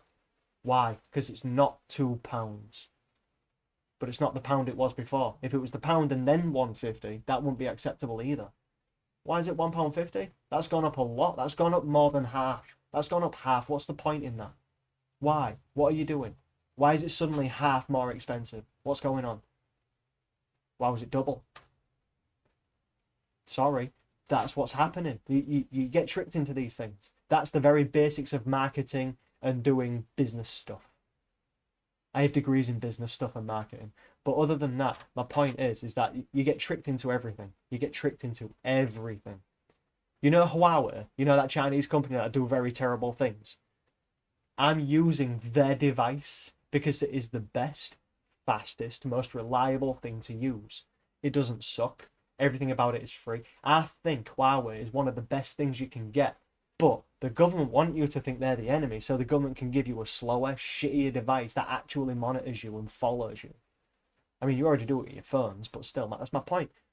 It extends so far. This book just keeps pulling things out. It just goes, there you go, it's happening, it's happening. And you're right. You will own nothing and be happy. You're almost there. You're pretty much there already. Your car, you don't really own that. You've got to keep paying tax for it. You've got to pay to use your car. It's not exactly something you own. Yeah, but those things are a part of a tax to keep the roads right. No, that's what taxes are for. That's what taxes are for. I want people to drive on good roads as well. I don't have a car. I don't want them to fucking hit me on a gravel fucking road. I want them to want to be on a right road. It's taxing. You're being fucked over by paying that extra little bit. Your house tax, your bedroom. In England, we get bedroom tax.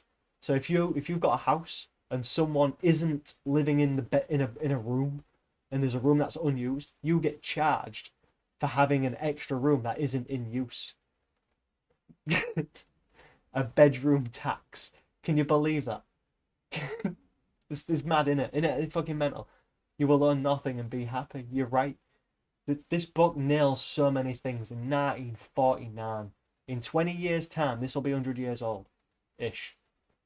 100 years old, and all these threats are about 2050. Do you have taxes in your country for owning a dog? I believe so. I believe so. Taxes, registrations, you have to get them spayed, or neutered, or vaccinated, or you have to get them a bunch of stuff. Basically, if you're getting an animal, you have to make sure it is prime taken care of. And I agree with that. I completely agree with that. Too many people get animals and they fuck the fucking thing over. It's annoying. They won't feed it. They won't fucking take it out for runs. They won't keep it exercised. They won't keep it intellectually stimulated. They won't train it, teach it things. They'll just be like, oh, look, dog, stay the fuck down, off out. What the fuck? What are you doing? What are you doing? Take the dog with you. What are you doing? Come on, man. But yeah, I believe so. I believe so. God, why's my nose itching?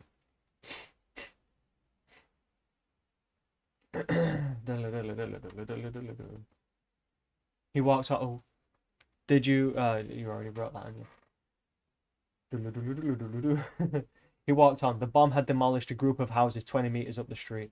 A black plume of smoke hung in the sky, and below it a cloud of plaster dust in which a crowd was already forming around the ruins. There was a little pile of plaster laying in the pavement ahead of him. In the middle of the cloud, in the middle of it, he could see a bright red streak.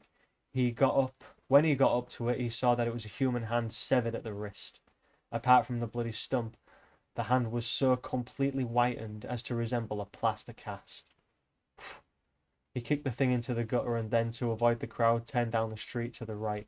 Within 3 or 4 minutes, he was out of the area of which the bomb had affected, and the sordid, swarming life of the streets was going on as though nothing had happened. It was nearly 20 hours, and the drinking shops which the proles frequented, the pubs they called them, were choked with customers, from their grimy swing doors endlessly opening and shutting.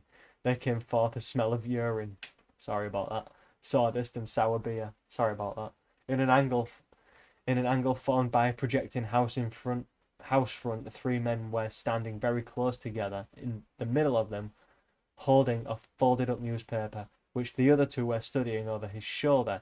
Even before he was near enough to make out the expression on their faces, Winston could see absorption in every line of their bodies. It was obviously some serious piece of news that they were reading.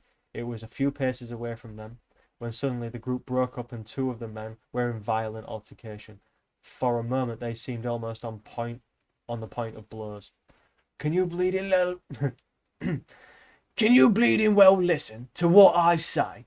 I tell you no number of ending in 7 ain't one for over 14 months. Yes, it is, as then. No, it's not. Back home, I got the whole lot of them for over 2 years wrote down on a piece of paper. It takes them down regular as the clock. And I tell ya, no number ending in 7. Yes, a 7 as one. As I could pretty near tell you the bleeding number. 407. It ended in. It were in February. Second week in February. February, your grandmother. I got it all down in black and white. And I tell ya, no number. Oh, pack it in, said the third man. They were talking about the lottery. Winston looked back, and when he had gone 30 metres, they were still arguing, with vivid, passionate faces. The lottery, with its weekly payout of enormous prizes, was the one public event to which the pros had paid serious attention. It was probable that there were some millions of pros for whom the lottery was the principal, if not the only reason for remaining alive. It was their delight, their folly, their anodyne, their intellectual stimulant. Where the lottery was concerned, even the people who could barely read and write seemed capable of intricate calculations and staggering feats of memory. There was a whole tribe of men who made a living simply by selling systems, forecasts, and lucky amulets. Winston had nothing to do with the running of the lottery, which was managed by the Ministry of Plenty. But he was aware, indeed everyone in the party was aware, that the prizes were largely imaginary.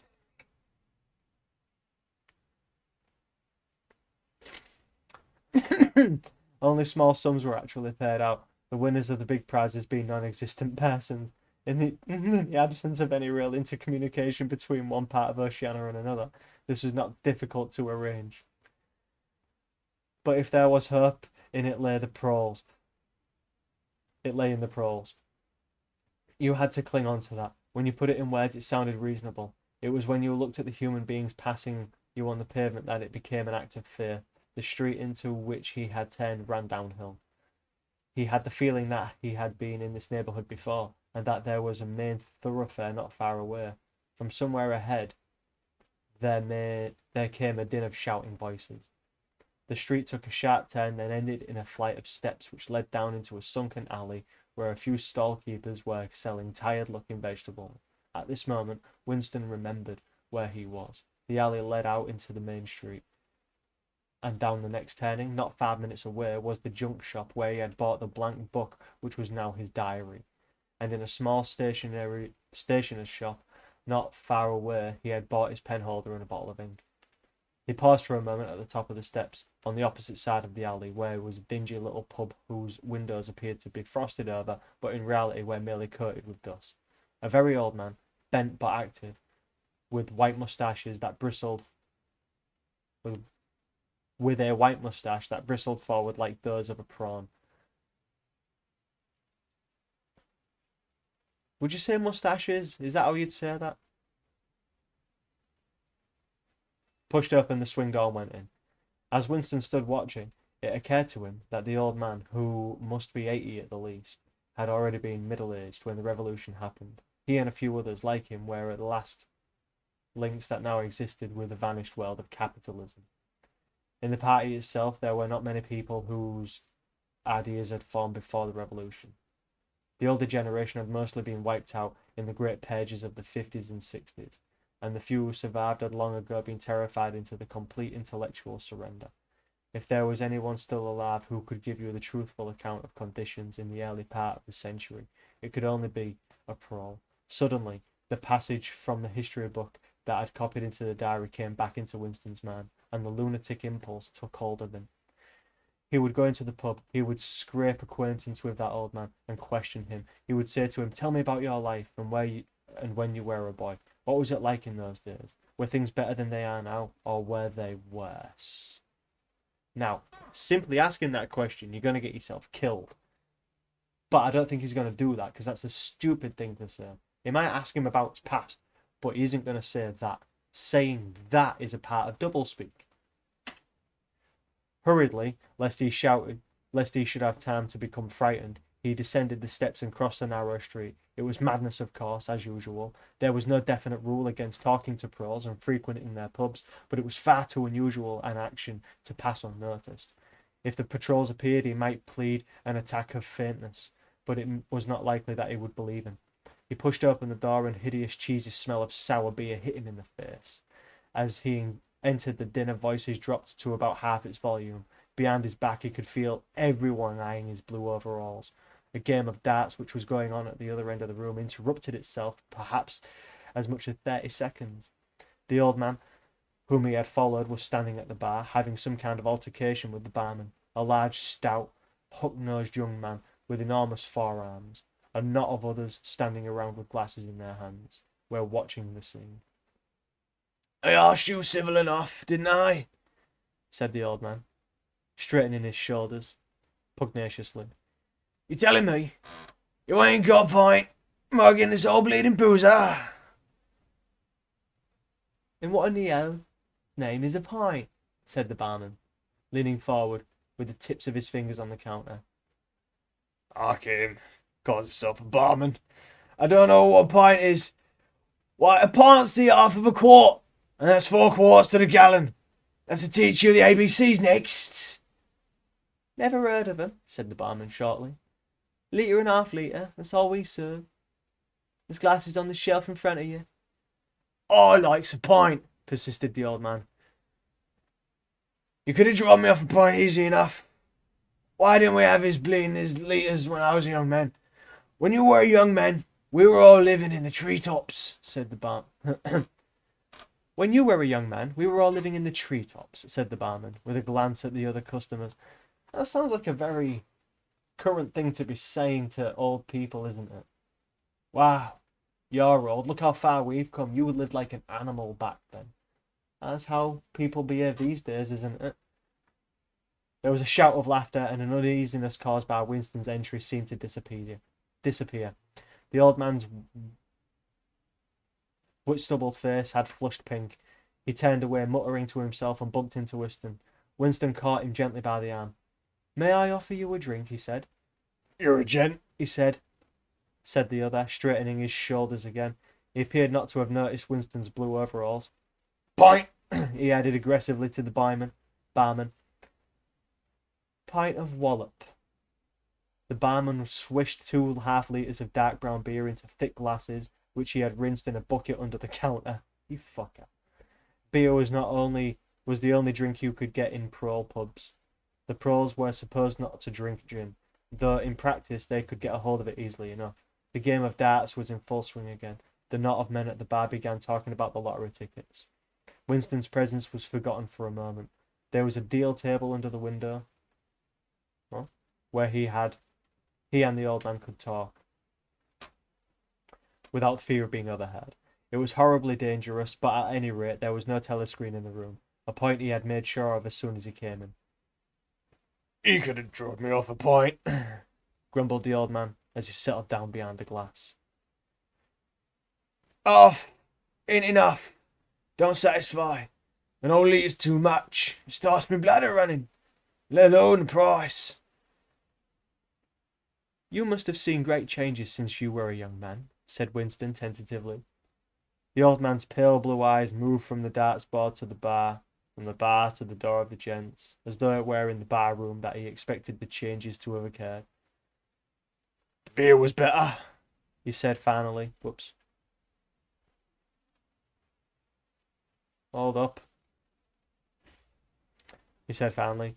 "And cheaper. When I was a young man, mild beer, wallop we used to call it, was 4p a pint.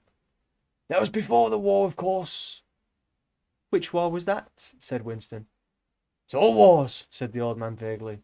He took up his glass, and his shoulders straightened again. "Here's wishing you're the very best of health." In his sharp-pointed Adam's apple made a surprising rapid up-and-down movement as the beer vanished. Winston went to the bar and came back with 2 more half-litres. The old man appeared to have forgotten his prejudice against drinking a full litre. You're very much older than I am," said Winston. You must have been a grown man before I was born. You can remember what it was like in the old days before the revolution. People of my age don't really know anything about those times. We can only read about them in books. And what it says in the books may not be true. I should like your opinion on that. The history books say that life before the revolution was completely different from what it is now. There was the most terrible oppression, injustice, poverty, worse than anything we can imagine. Here in London, the great mass of people had never had enough to eat from birth not to death. Half of them hadn't even boots on their feet. They worked 12 hours a day, and they left school at 9.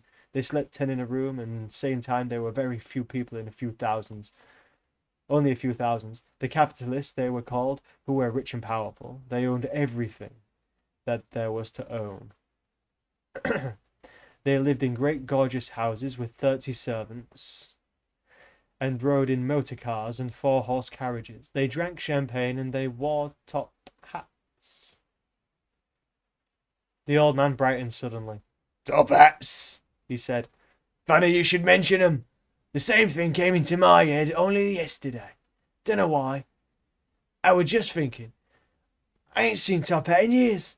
Go right, they have. Last time I wore one were at my sister-in-law's funeral. And that was, well, I couldn't give you the date. It must have been 50 years ago. Of course, it was only hired for the occasion, you understand. It isn't very important about the top hats, said Winston patiently.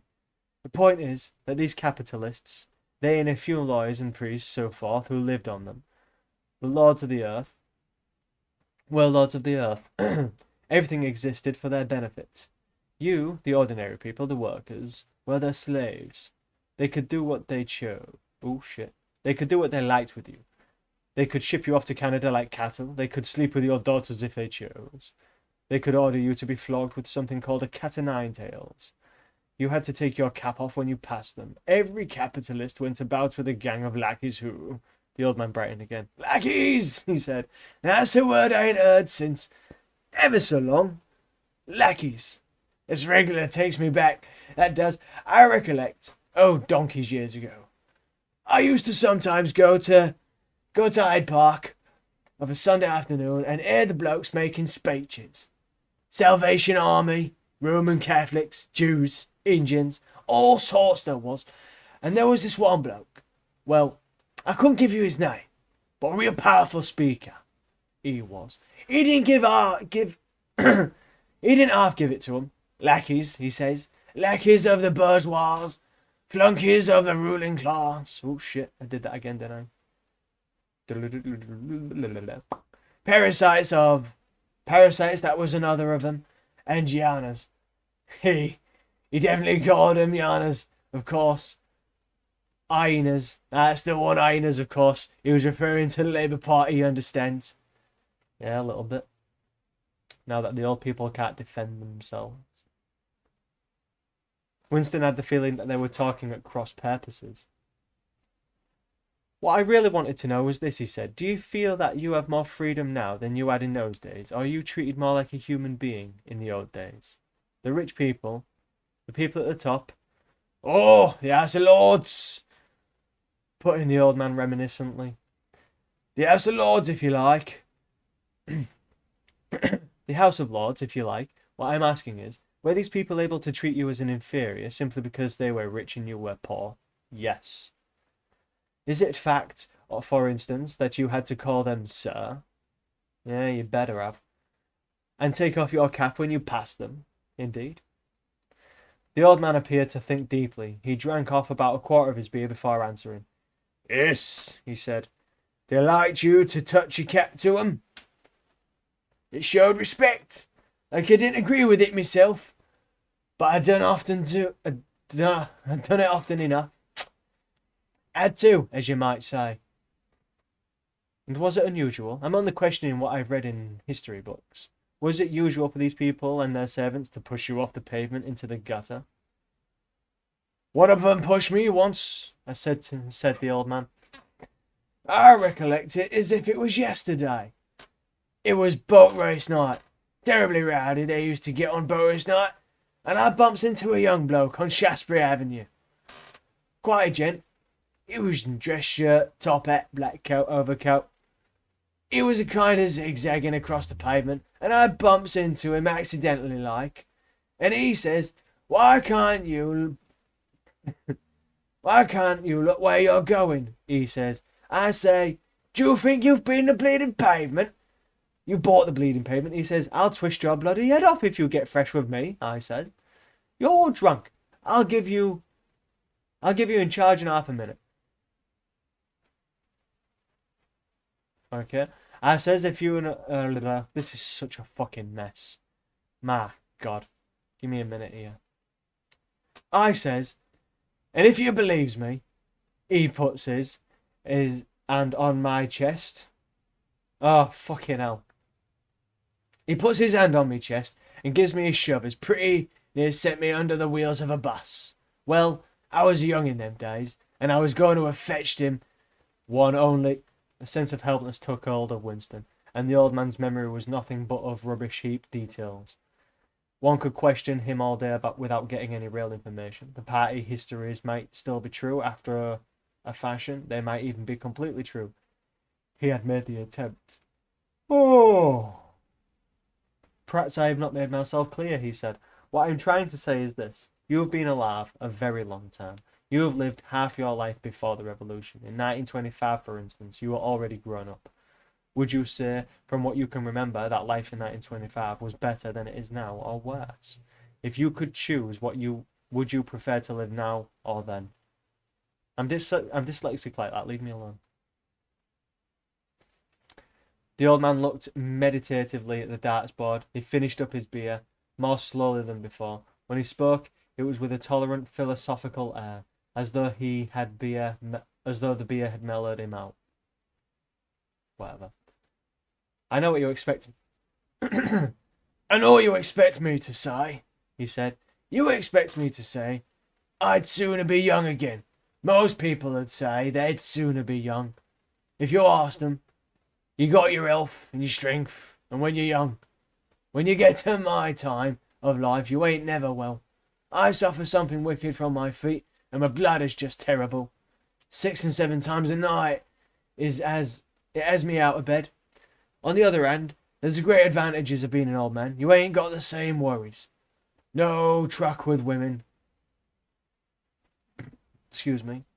And that's a great thing. I ain't had a woman for nearly 30 years, if you'd credit it. Nor wanted to. What's more? Winston sat back the windowsill, and it was no use going on. He was about to buy some beer when the old man suddenly got up and shuffled rapidly into the stinking urinal at the side of the room. The extra athlete was already working on him.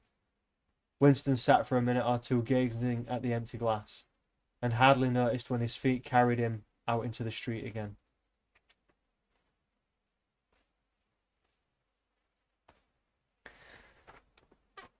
Yeah, sorry about that. You can do if you want, you know. Request an accent or something. But I'm glad it's actually interesting. People have popped in here asking why YouTube's recommended this thing, and I'm like, just ask. Excuse me. Oh.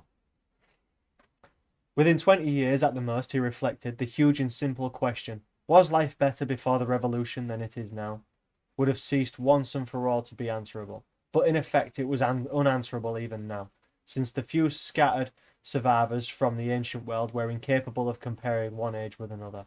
They remembered a million useless things, a quarrel with a workmate, a hunt for a lost bicycle pump, the expression on a long-dead sister's face, the swirls of dust on a windy morning 7 years ago, but all the relevant facts were outside the range of their vision. They were like the ant, which can smell objects but not large ones. Why did I say that? Which can see small objects but not large ones. And when memory failed and written records were falsified, when that happened, the claim of the party had The claim of the party to have improved the conditions of human life had got to be accepted. because there did not exist, and never again could exist, any standard against which it could not be tested. At this moment his train of thought stopped abruptly. He halted and looked up. He was in a narrow street, with a few dark little shops, interspersed among dwelling houses. Immediately above his head there hung 3 discoloured metal balls which looked as if they had once been gilded. He seemed to know the place. Of course, he was standing outside a junk shop where he had bought the diary. When I don't imagine a fucking bull stop. A twinge of fear went through him, and it had been sufficiently rash act to buy the book in the beginning, and he had sworn never to come near the place again, and yet the instant that he had allowed his thoughts to wander, his feet had brought him back here of their own accord. He was precisely against suicidal impulses of this kind that he had hoped to guard himself by opening the diary. At the time he noticed that although he was nearly 21 hours, his shop was still open. Oh, okay, yeah. With the feeling that he would be less conspicuous inside than hanging out on the pavement. He stepped through the doorway and questioned. He could plausibly say that he was trying to buy razor blades. The proprietor had just lighted a hanging oil lamp which gave off an unclean but friendly smell. He was a man of perhaps 60, frail and bowed, with long and benevolent nose and mild eyes distorted by thick spectacles. His hair was almost white, but his eyebrows were bushy and still black. His spectacles, his gentle, fussy movements, and the fact that he was wearing an aged jacket of black velvet gave him a vague air of intellectuality, as though he had been some kind of literary man, or perhaps some musician. His voice was soft, and though faded, his accent less debased than that of the majority of proles. "I recognised you on the pavements," he said immediately. "You're the gentleman that bought the young lady's keepsake album. That was a beautiful bit of paper, that was. Cream Laid, it used to be called. There's been no paper like that made for, oh, dare I say, 50 years. He peered at Winston over the top of his spectacles. I actually have a pair of glasses to do that with. Is there anything special I can do for you, or did you just want to look around? I was passing, said Winston vaguely. I just looked on. I didn't want anything in particular. It's just as well, said the other, because I don't suppose I could have satisfied you. He made an apologetic gesture with his soft palmed hand. You see how it is empty? An empty shop, you might say. Between you and me, the antiques trade just about finished. No demand any longer, and no stock either. Furniture, china, glass, it's all been broken up by degrees. And of course, the metal stuff's mostly been melted down. I haven't seen a brass candlestick in years. The tiny interior of the shop was in fact uncomfortably full, but there was almost nothing in it of the slightest value. The floor space was very restricted, because all round the walls were stacked innumerably dusty picture frames. In the window there were trays of nuts and bolts, worn-out chisels, penknives with broken blades, tarnished watches that did not even pretend to be in going order, and the miscellaneous rubbish. Only on a small table in the corner was there a litter of odds and ends, lacquered snuffle boxes,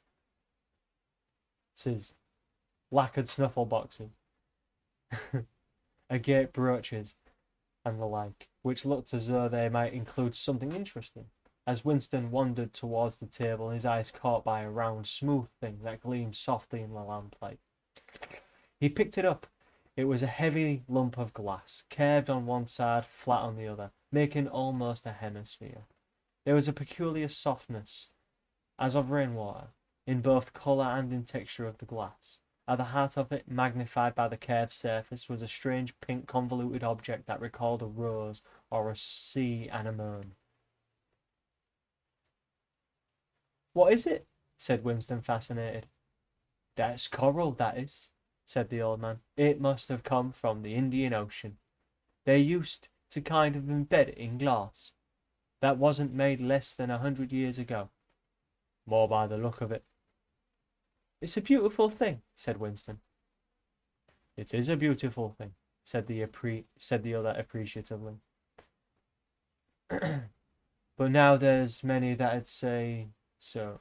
There's not that many that'd say so nowadays. He coughed.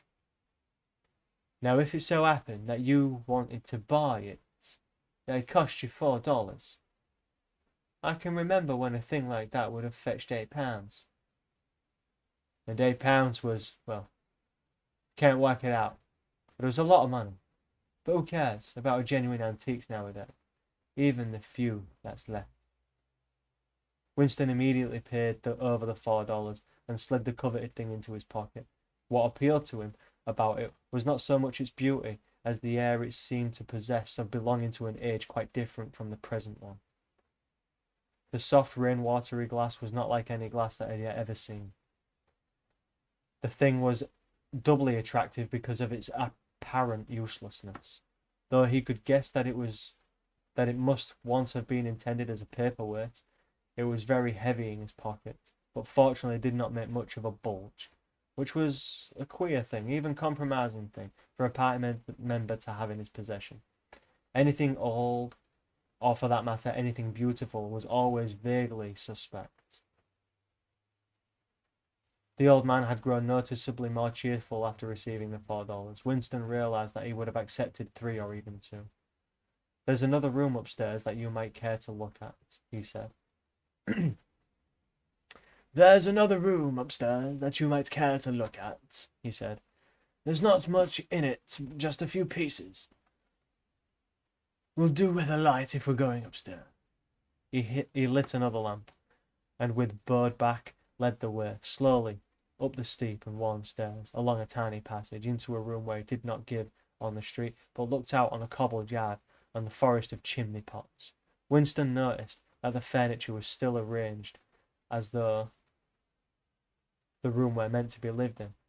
There was a strip of carpet on the floor, a picture or two on the walls, and a deep slatternly armchair drawn up on the fireplace. An old-fashioned glass clock with a 12-hour face was ticking away on the mantelpiece. Under the window, and occupying nearly a quarter of the room, was an enormous bed with the mattress still on it. Oh! Excuse me. We lived here till my wife died, said the old... We lived here till my wife died. Yes, go right ahead, ask your question.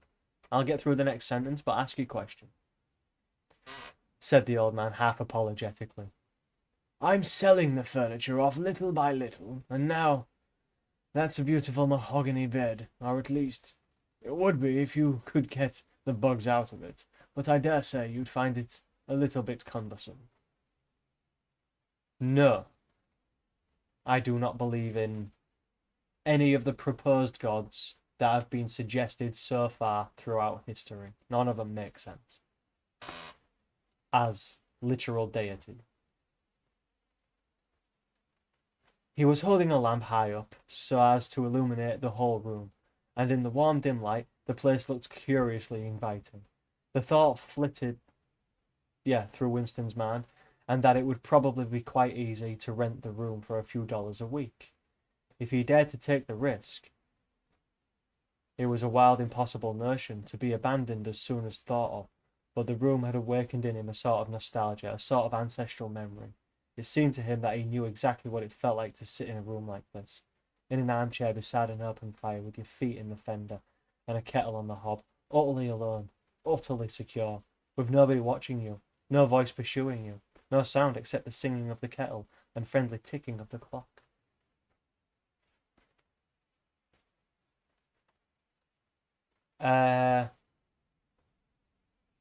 The Abrahamic stories are very interesting. I am aware of them in a deep fashion, and I do not conclude that Jesus Christ was a real person who was the Son of God. Whether or not that is an amalgamation of other people put into one person called Jesus Christ is a different matter. That's a different question. But to say that there was a Jesus for a God of some kind, I don't accept that notion. However, the chances of a Jesus being created for, let's say, when Plato is forgotten and Socrates is forgotten and all the great philosophers have forgotten, Are we going to give it all to one name? Are we going to put a name on it and say this is philosophy? There we go. This we've got what we're going to call it. Is there a Jesus that did that for the old times? Is that what he is? Who knows? Jesus says some things that are interesting, good and bad. The same with the God that book proposes. On all three versions. The Jewy one, the Christian one, and the Muslim one. Fine, everyone can have their opinion. Well, yeah, I agree. But that's the point, you see. The problem with that is it is opinion. That's the problem with it. And people seem to think that that opinion needs to be pushed, shared, expressed. And it's like, does it have to be, though? I mean, when I come home and I do this, and I'm doing this, can you imagine if I sat in the middle of a town square and just went, okay, and I put up a sign that said, I'm streaming, I'm reading this book? Do you reckon people would gather right? It'd be weird. You know, to express the thing that I want to do. It's like, why are you doing this?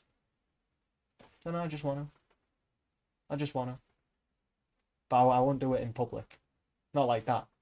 I'm doing this to a point where people can find me. Does that make sense? Oh, no, you can believe whatever you want. It's okay. And I know I can believe anything I want. I believe a lot of things. But the God thing aside, it has no bearing on the reality we live right now. Because if it did, then people would be invoking God for actual changes, and they're not. They invoke presidents and prime ministers. That's what they do. So that's what's important, because that is happening now, and it's the same. It's what this book's saying. This book is saying the same stuff. But remembering what it's like to sit at the fire. There's no telly screen. He could not help murmuring. Ah, said the old man. I never had one of those things. Too expensive. And I never seemed to feel the need of it. Somehow. Now that's a nice gate-like table in the corner there. Though you'd have to, of course, put new hinges on it if you'd wanted to use the flaps. There was a small bookcase in the other corner, and Winston had already gravitated towards it. It contained nothing but rubbish. But the hunting down and destruction of books had been done with the same thoroughness in the pro quarters as everywhere else. It was very unlikely that they existed anywhere in Oceania, a copy of a book printed earlier than 1960. The old man, still carrying a lamp, was standing in front of a picture in a rosewood frame which hung on the other side of the fireplace, opposite the bed. Now, if you happen to be interested in old prints at all, he began delicately. Winston came across to examine the picture.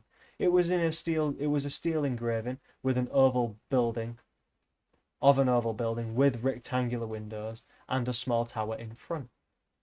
There was a railing running round the building, and at the rear there was what appeared to be a statue. Winston gazed at it for some moments. It seemed vaguely familiar, though he did not remember the statue. If you give it to that GeoGuessr guy, he'll probably figure it out, but, oh, is this that street in a different country where I've never been? Oh, I know exactly where that is. How the fuck did you do that, you bastard? Give him that picture, he'll figure it out. Fuck it, give him this text to see if he can figure out where it is. That'll be fun. It's in Manchester? That's a picture of Manchester? No, I'm kidding. The frame's fixed to the wall, said the old man, but I could unscrew it for you, I dare say.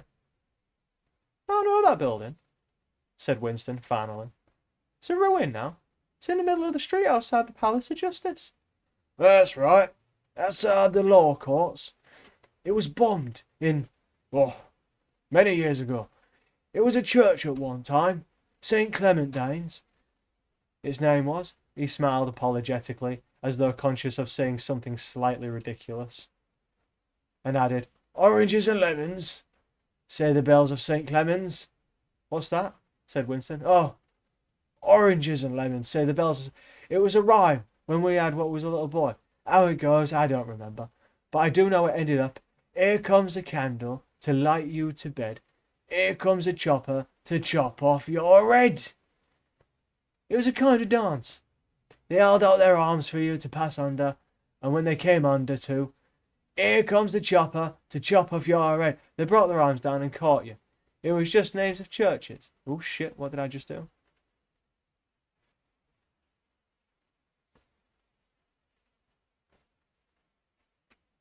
Uh-huh. Just names of churches, okay. All the London churches were in it. All the principal ones, that is. Winston wondered vaguely to what century the church belonged. It was always difficult to determine the age of a London building. Anything large and impressive, if it was reasonably new in appearance, was automatically claimed as having been built since the Revolution, while anything that was obviously of earlier date was ascribed to some dim period called the Middle Ages. The centuries of capitalism were held to have produced nothing of any value. One could not learn history from architecture any more than one could learn it from books. Statues, inscriptions, memorial stones, the names of streets, anything that might throw light upon the past had been systemically altered. I never knew it had been a church, he said. There's a lot of them left, really. There's a lot of them left, really, said the old man, though they've been put to other uses. Now, how'd that rhyme go? Oh, I've got it. Orange and lemon, say the bells of St. Clement's. You owe me 3 farthings, say the bells of St. Martin's. There now, that's as far as I can get. A farthing. That was a small copper coin. It was something like a cent. Where was St. Martin's? Said Winston. St. Martin's, still standing. It's in Victory Square, alongside the picture gallery. A building with a kind of triangular porch and pillars in front, and big flight of steps. Winston knew the place well. It was a museum, and used for propaganda displays of various kinds. Scale models of rocket bombs and floating fortresses, waxwork tableaux illustrating the enemy atrocities, and the like. St. Martin's, Inner Fields it used to be called, supplemented the old man. Though I don't recollect any fields anywhere in those parts. Winston did not buy the picture. It would have been an even more incongruous possession than the glass paperwork, and impossible to carry home, unless it were taken out of its frame. But he lingered for some minutes more, talking to the old man, whose name he discovered was not Weeks, as one might have gathered from the inscription over the shop front, but Charrington, Mr. Charrington. It seemed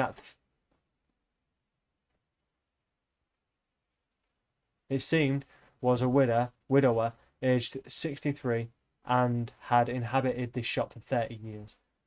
Through that time he had been intending to alter the name over the window, but had never got quite to the point of doing it. All the while they were talking, the half-remembered rhyme kept running through Winston's head. Oranges and lemons, say the bells of St. Clement's. You owe me 3 farthings, say the bells of St. Martin's. It was curious, but when you said it to yourself, you had the illusion of actually hearing bells. The bells of a lost London that still existed somewhere or other, disguised and forgot.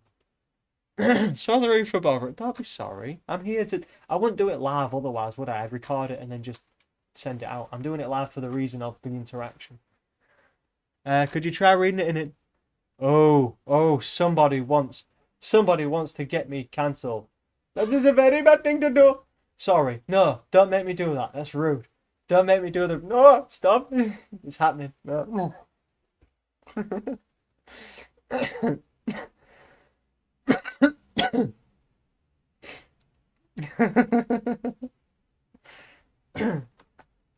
Need to wet my whistle.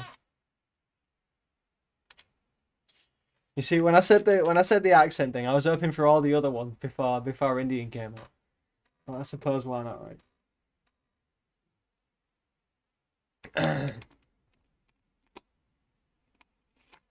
Whatever you do, stop laughing. Do not laugh at me.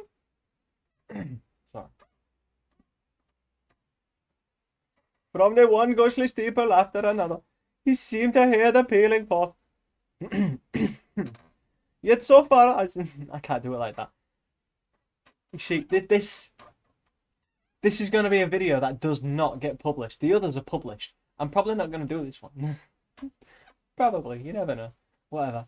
You see, I can only do that, by the way, because I grew up with a lot of Indian immigrants. That's the only reason. It's the only reason. They were everywhere. You kind of learn. They're always on the phone. They're always your neighbours. They're everywhere. Yet so far as he could remember, he had never in real life heard church bells ringing, ringing, ringing. There you go. Hey, you got the. All right. You got away from Mr. Charrington. You picked Indian for that reason, didn't you? For fucking Charrington. You're reading ahead and you're thinking, what can I fuck him up with? That's what you're doing. I'm onto you. I'm onto you. And went down the stairs alone, so as to not let the old man see him reckon.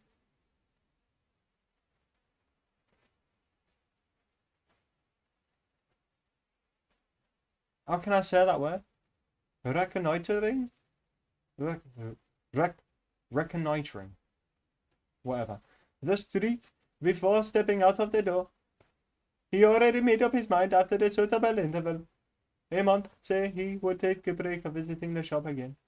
It was perhaps not more dangerous than shirking an evening at the centre. Of course, skipping.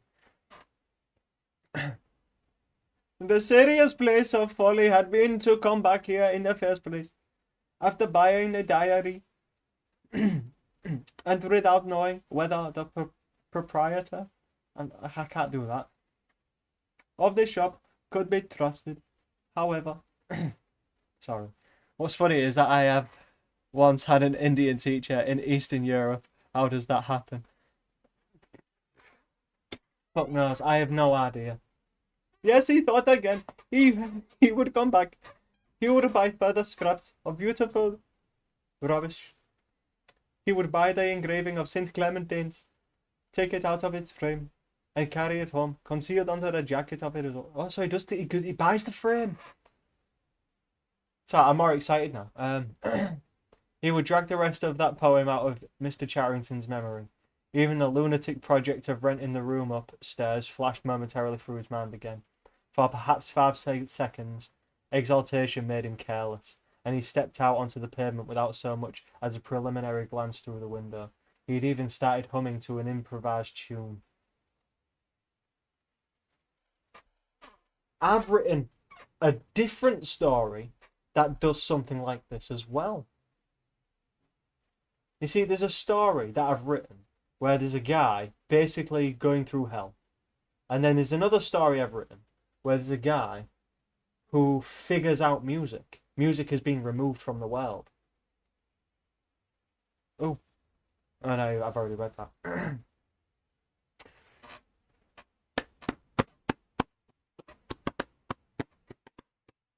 Oranges and lemons, say the bells and lemons. That was too fast.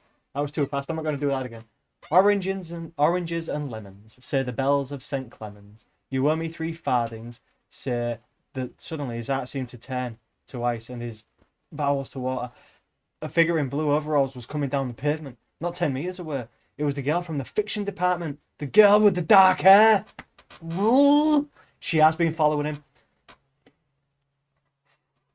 The light was failing, but there was no difficulty in recognizing her. She looked him straight in the face, then walked quickly on, as though she had not seen him. For a few seconds, Winston was too paralyzed to move. Then he turned to the right and walked heavily away, not noticing for a moment that he was going in the wrong direction. At any rate, one question was settled. There was no doubting any longer that the girl was spying on him.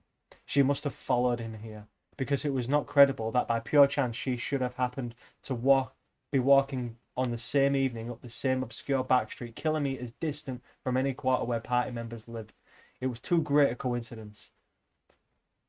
Maybe she's a call girl? Maybe she's... I believe this is the woman who wore the sash that said anti-sex, and she tightened it around her waist just to show off her hips.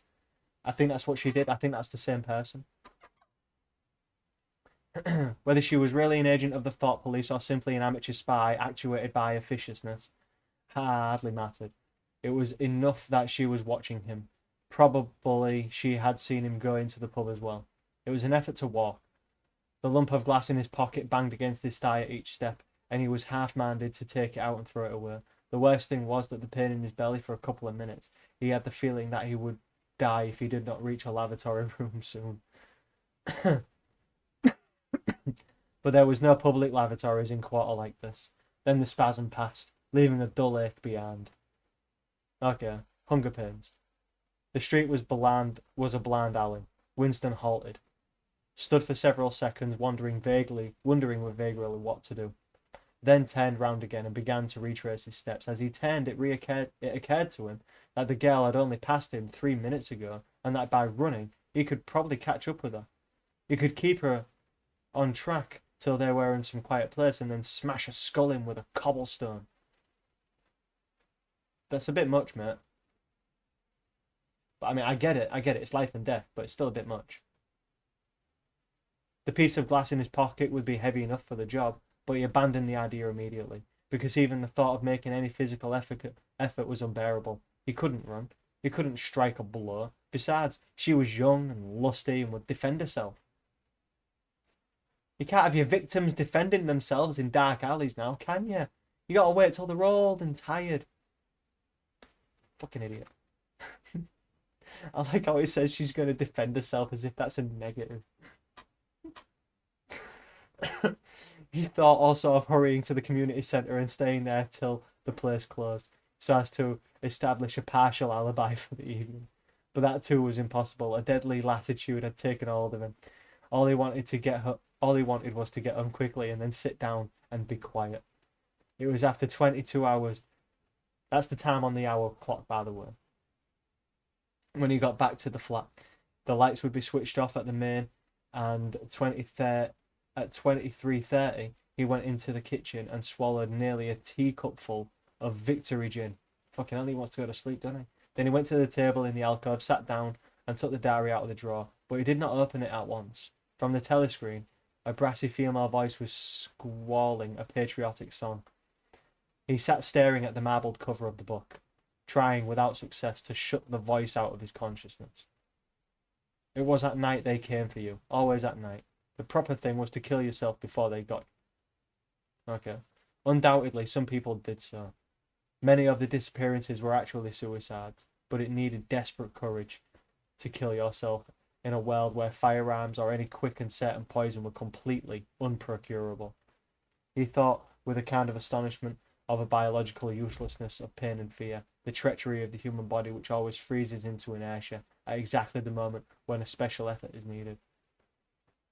He might have silenced the dark-haired girl if only he had acted quickly enough, but precisely because of the extremity of his danger he had lost the power to act. It struck him that in moments of crisis one is never fighting against the external enemy, but always against one's own body. Even now, in spite of the gin, the dull ache in his belly made consecutive thought impossible. And it is the same, he perceived, in all seemingly heroic and tragic situations, on the battlefield, in the torture chamber. Sorry, I just went deaf in my left ear. On a sinking ship, the issues that you are fighting for are always forgotten because the body swells up until it fills in the universe. And even when you are not paralyzed by fright or screaming with pain, life is a moment-to-moment struggle against hunger or cold, sleeplessness, against the sour stomach or an aching tooth. He opened the diary. It was important to write something down. The woman on the telescreen had started a new song. Her voice seemed to stick into his brain like jagged splinters of glass. He tried to think of O'Brien, for whom or to whom the diary is written. But instead he began thinking of the things that would happen to him after the thought police took him away. It would not matter if they killed you at once. To be killed was what you expected, but before death, nobody spoke of such things. Yet everybody knew of them. There was the routine of confession that had to be gone through. The grovelling on the floor and the screaming for mercy and the crack of broken bones, the smashed teeth and bloody clots of hair. When I'm reading details like that, I keep getting like flashes and memories of like Midnight Express. When you see that kind of world, that's what I'm seeing here, except it's a whole country. That's what I'm seeing here. Like Midnight Express, but not that prison, but a whole country. Why did you have to endure it? Since the end was always the same. Why was it not possible to cut a few days or weeks out of your life? Nobody ever escaped detection, and nobody ever failed to confess. When once you had succumbed to the thought crime, it was certain that by a given date you would be dead. Why then did that horror, which altered nothing, have to lie embedded in the future time? He tried with a little more success than before to summon up the image of O'Brien. We shall meet in the place where there is no darkness, O'Brien had said to him in that dream. He knew what it meant, or thought he knew. The place where there is no darkness was the imagined future, which one could never see, but which, by foreknowledge, one could mystically share in. But with the voice from the telescreen nagging at his ears, he could not follow the train of thought further. He put a cigarette in his mouth.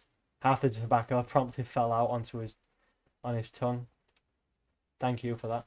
A bit of dust, which was too difficult to spit out again. Oh, God, it's like that. Oh, gross. The face of Big Brother swam into his mind, displacing that of O'Brien. Just as he had done a few days earlier, he slid a coin out of his pocket and looked at it. The face gazed out upon him, heavy, calm, protecting. But what kind of smile was hidden beneath the dark moustache? Like a laden knell in the words came back to him. War is peace. Freedom is slavery. Ignorance is power. Strength. Oh, that's the end of that chapter. That's the end of that one. I have an idea interesting for a story or game or movie. I want to hear. Yes, I do. I do want to hear it, of course. I realise I've also not missed anything else. Cool. I'm glad I've not missed anything else. And while you write your thing and respond to that, whoop, there's part 2. Ooh, part 2.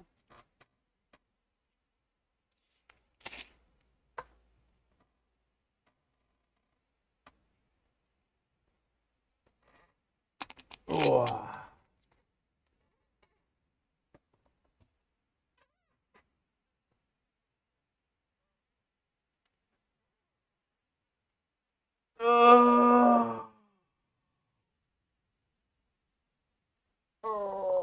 Excuse me.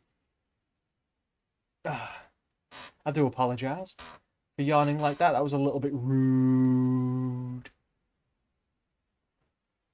Imagine a world where World War One never ended and that the Americans never joined the war.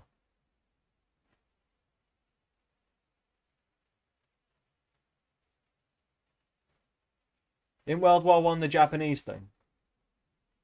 In that World War One, or was that World War Two? I think, like this book is saying, all the wars just kind of like bleed together. I think the past 20 years we've had like fucking 5, 6, 7 wars, just dotted around the world. No, it's not that one. It's another German one, isn't it? It's another German one. I know Germany's involved, of course. 2 World Wars, 1 World Cup.